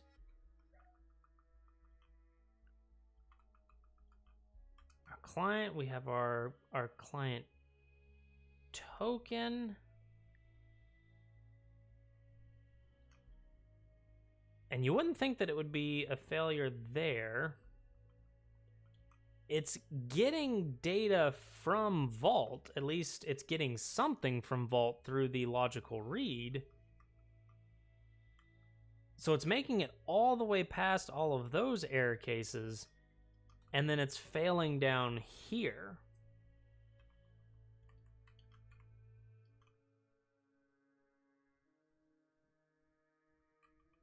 And then data here is just a map of string to interface. So the intention is that this is the map that contains the token that we're looking for, and I would be expecting a map of token to string value that we're attempting to grab here, but it's not finding it. So let me do another DCB just to be sure, because we do have some code changes, but I think that was just the removal. And if this doesn't work, then I might play around with it a little bit more off stream. But we'll probably call it here because it is almost 8:30. This is one of the longest streams that I think I've done, and hats off to OBS for how stable it's been, which is a huge difference. And oh, okay. V1 secret Twitch token permission denied. Okay, so that's what I was looking at, was that this HTTP GET looks off. It looks like something. It doesn't look like what I'm expecting to see. I thought this would be a much longer URL. Maybe it was in Vault Status that I saw this. Nah. Okay. Well, that is something that I will have to dig into off stream, unfortunately. But let's do a quick get status. That is a lot to check in, so I will also do that off stream, but I will push this code up to GitHub as soon as we have a oh, what is this? Vault Project IO API secret KBV2. See, that's what I'm expecting to see, but that's not what I'm getting. So it makes me wonder if maybe, yeah, well, no. V1 secret. Oh, hold on. Let me compare this. V1 secret Twitch token, but that has a version equals 2. Okay. Appreciate the links, Arcantic One. I will dig into that to see if I mean, version equals 2 is just selecting the version of the secret, so it should just return the latest version, but all right. So again, something that I'll have to dig into afterwards. And I will get this code committed into GitHub here shortly. But for now, after a 4-hour stream, thank you so much, everybody, for stopping by the lab tonight. As you can see, secrets management is definitely a more complicated situation, especially if you're not as familiar with the tool. But yeah, we'll get it. Haven't gotten it today. Gonna have to call a timeout, sleep on it, let the brain reset, and come back to it with fresh eyes next time. But just as a heads up for everybody, I likely will not be streaming this Friday. I have a couple of things that are currently planned that may get in the way of stream. So I will update everybody on Discord as soon as I know. But for now, expect that there won't be a stream this Friday. But until then, until the next time, thank you, everybody. Thank you so much for your participation in our research, and we'll see you all next time. Take care, everybody. Bye-bye.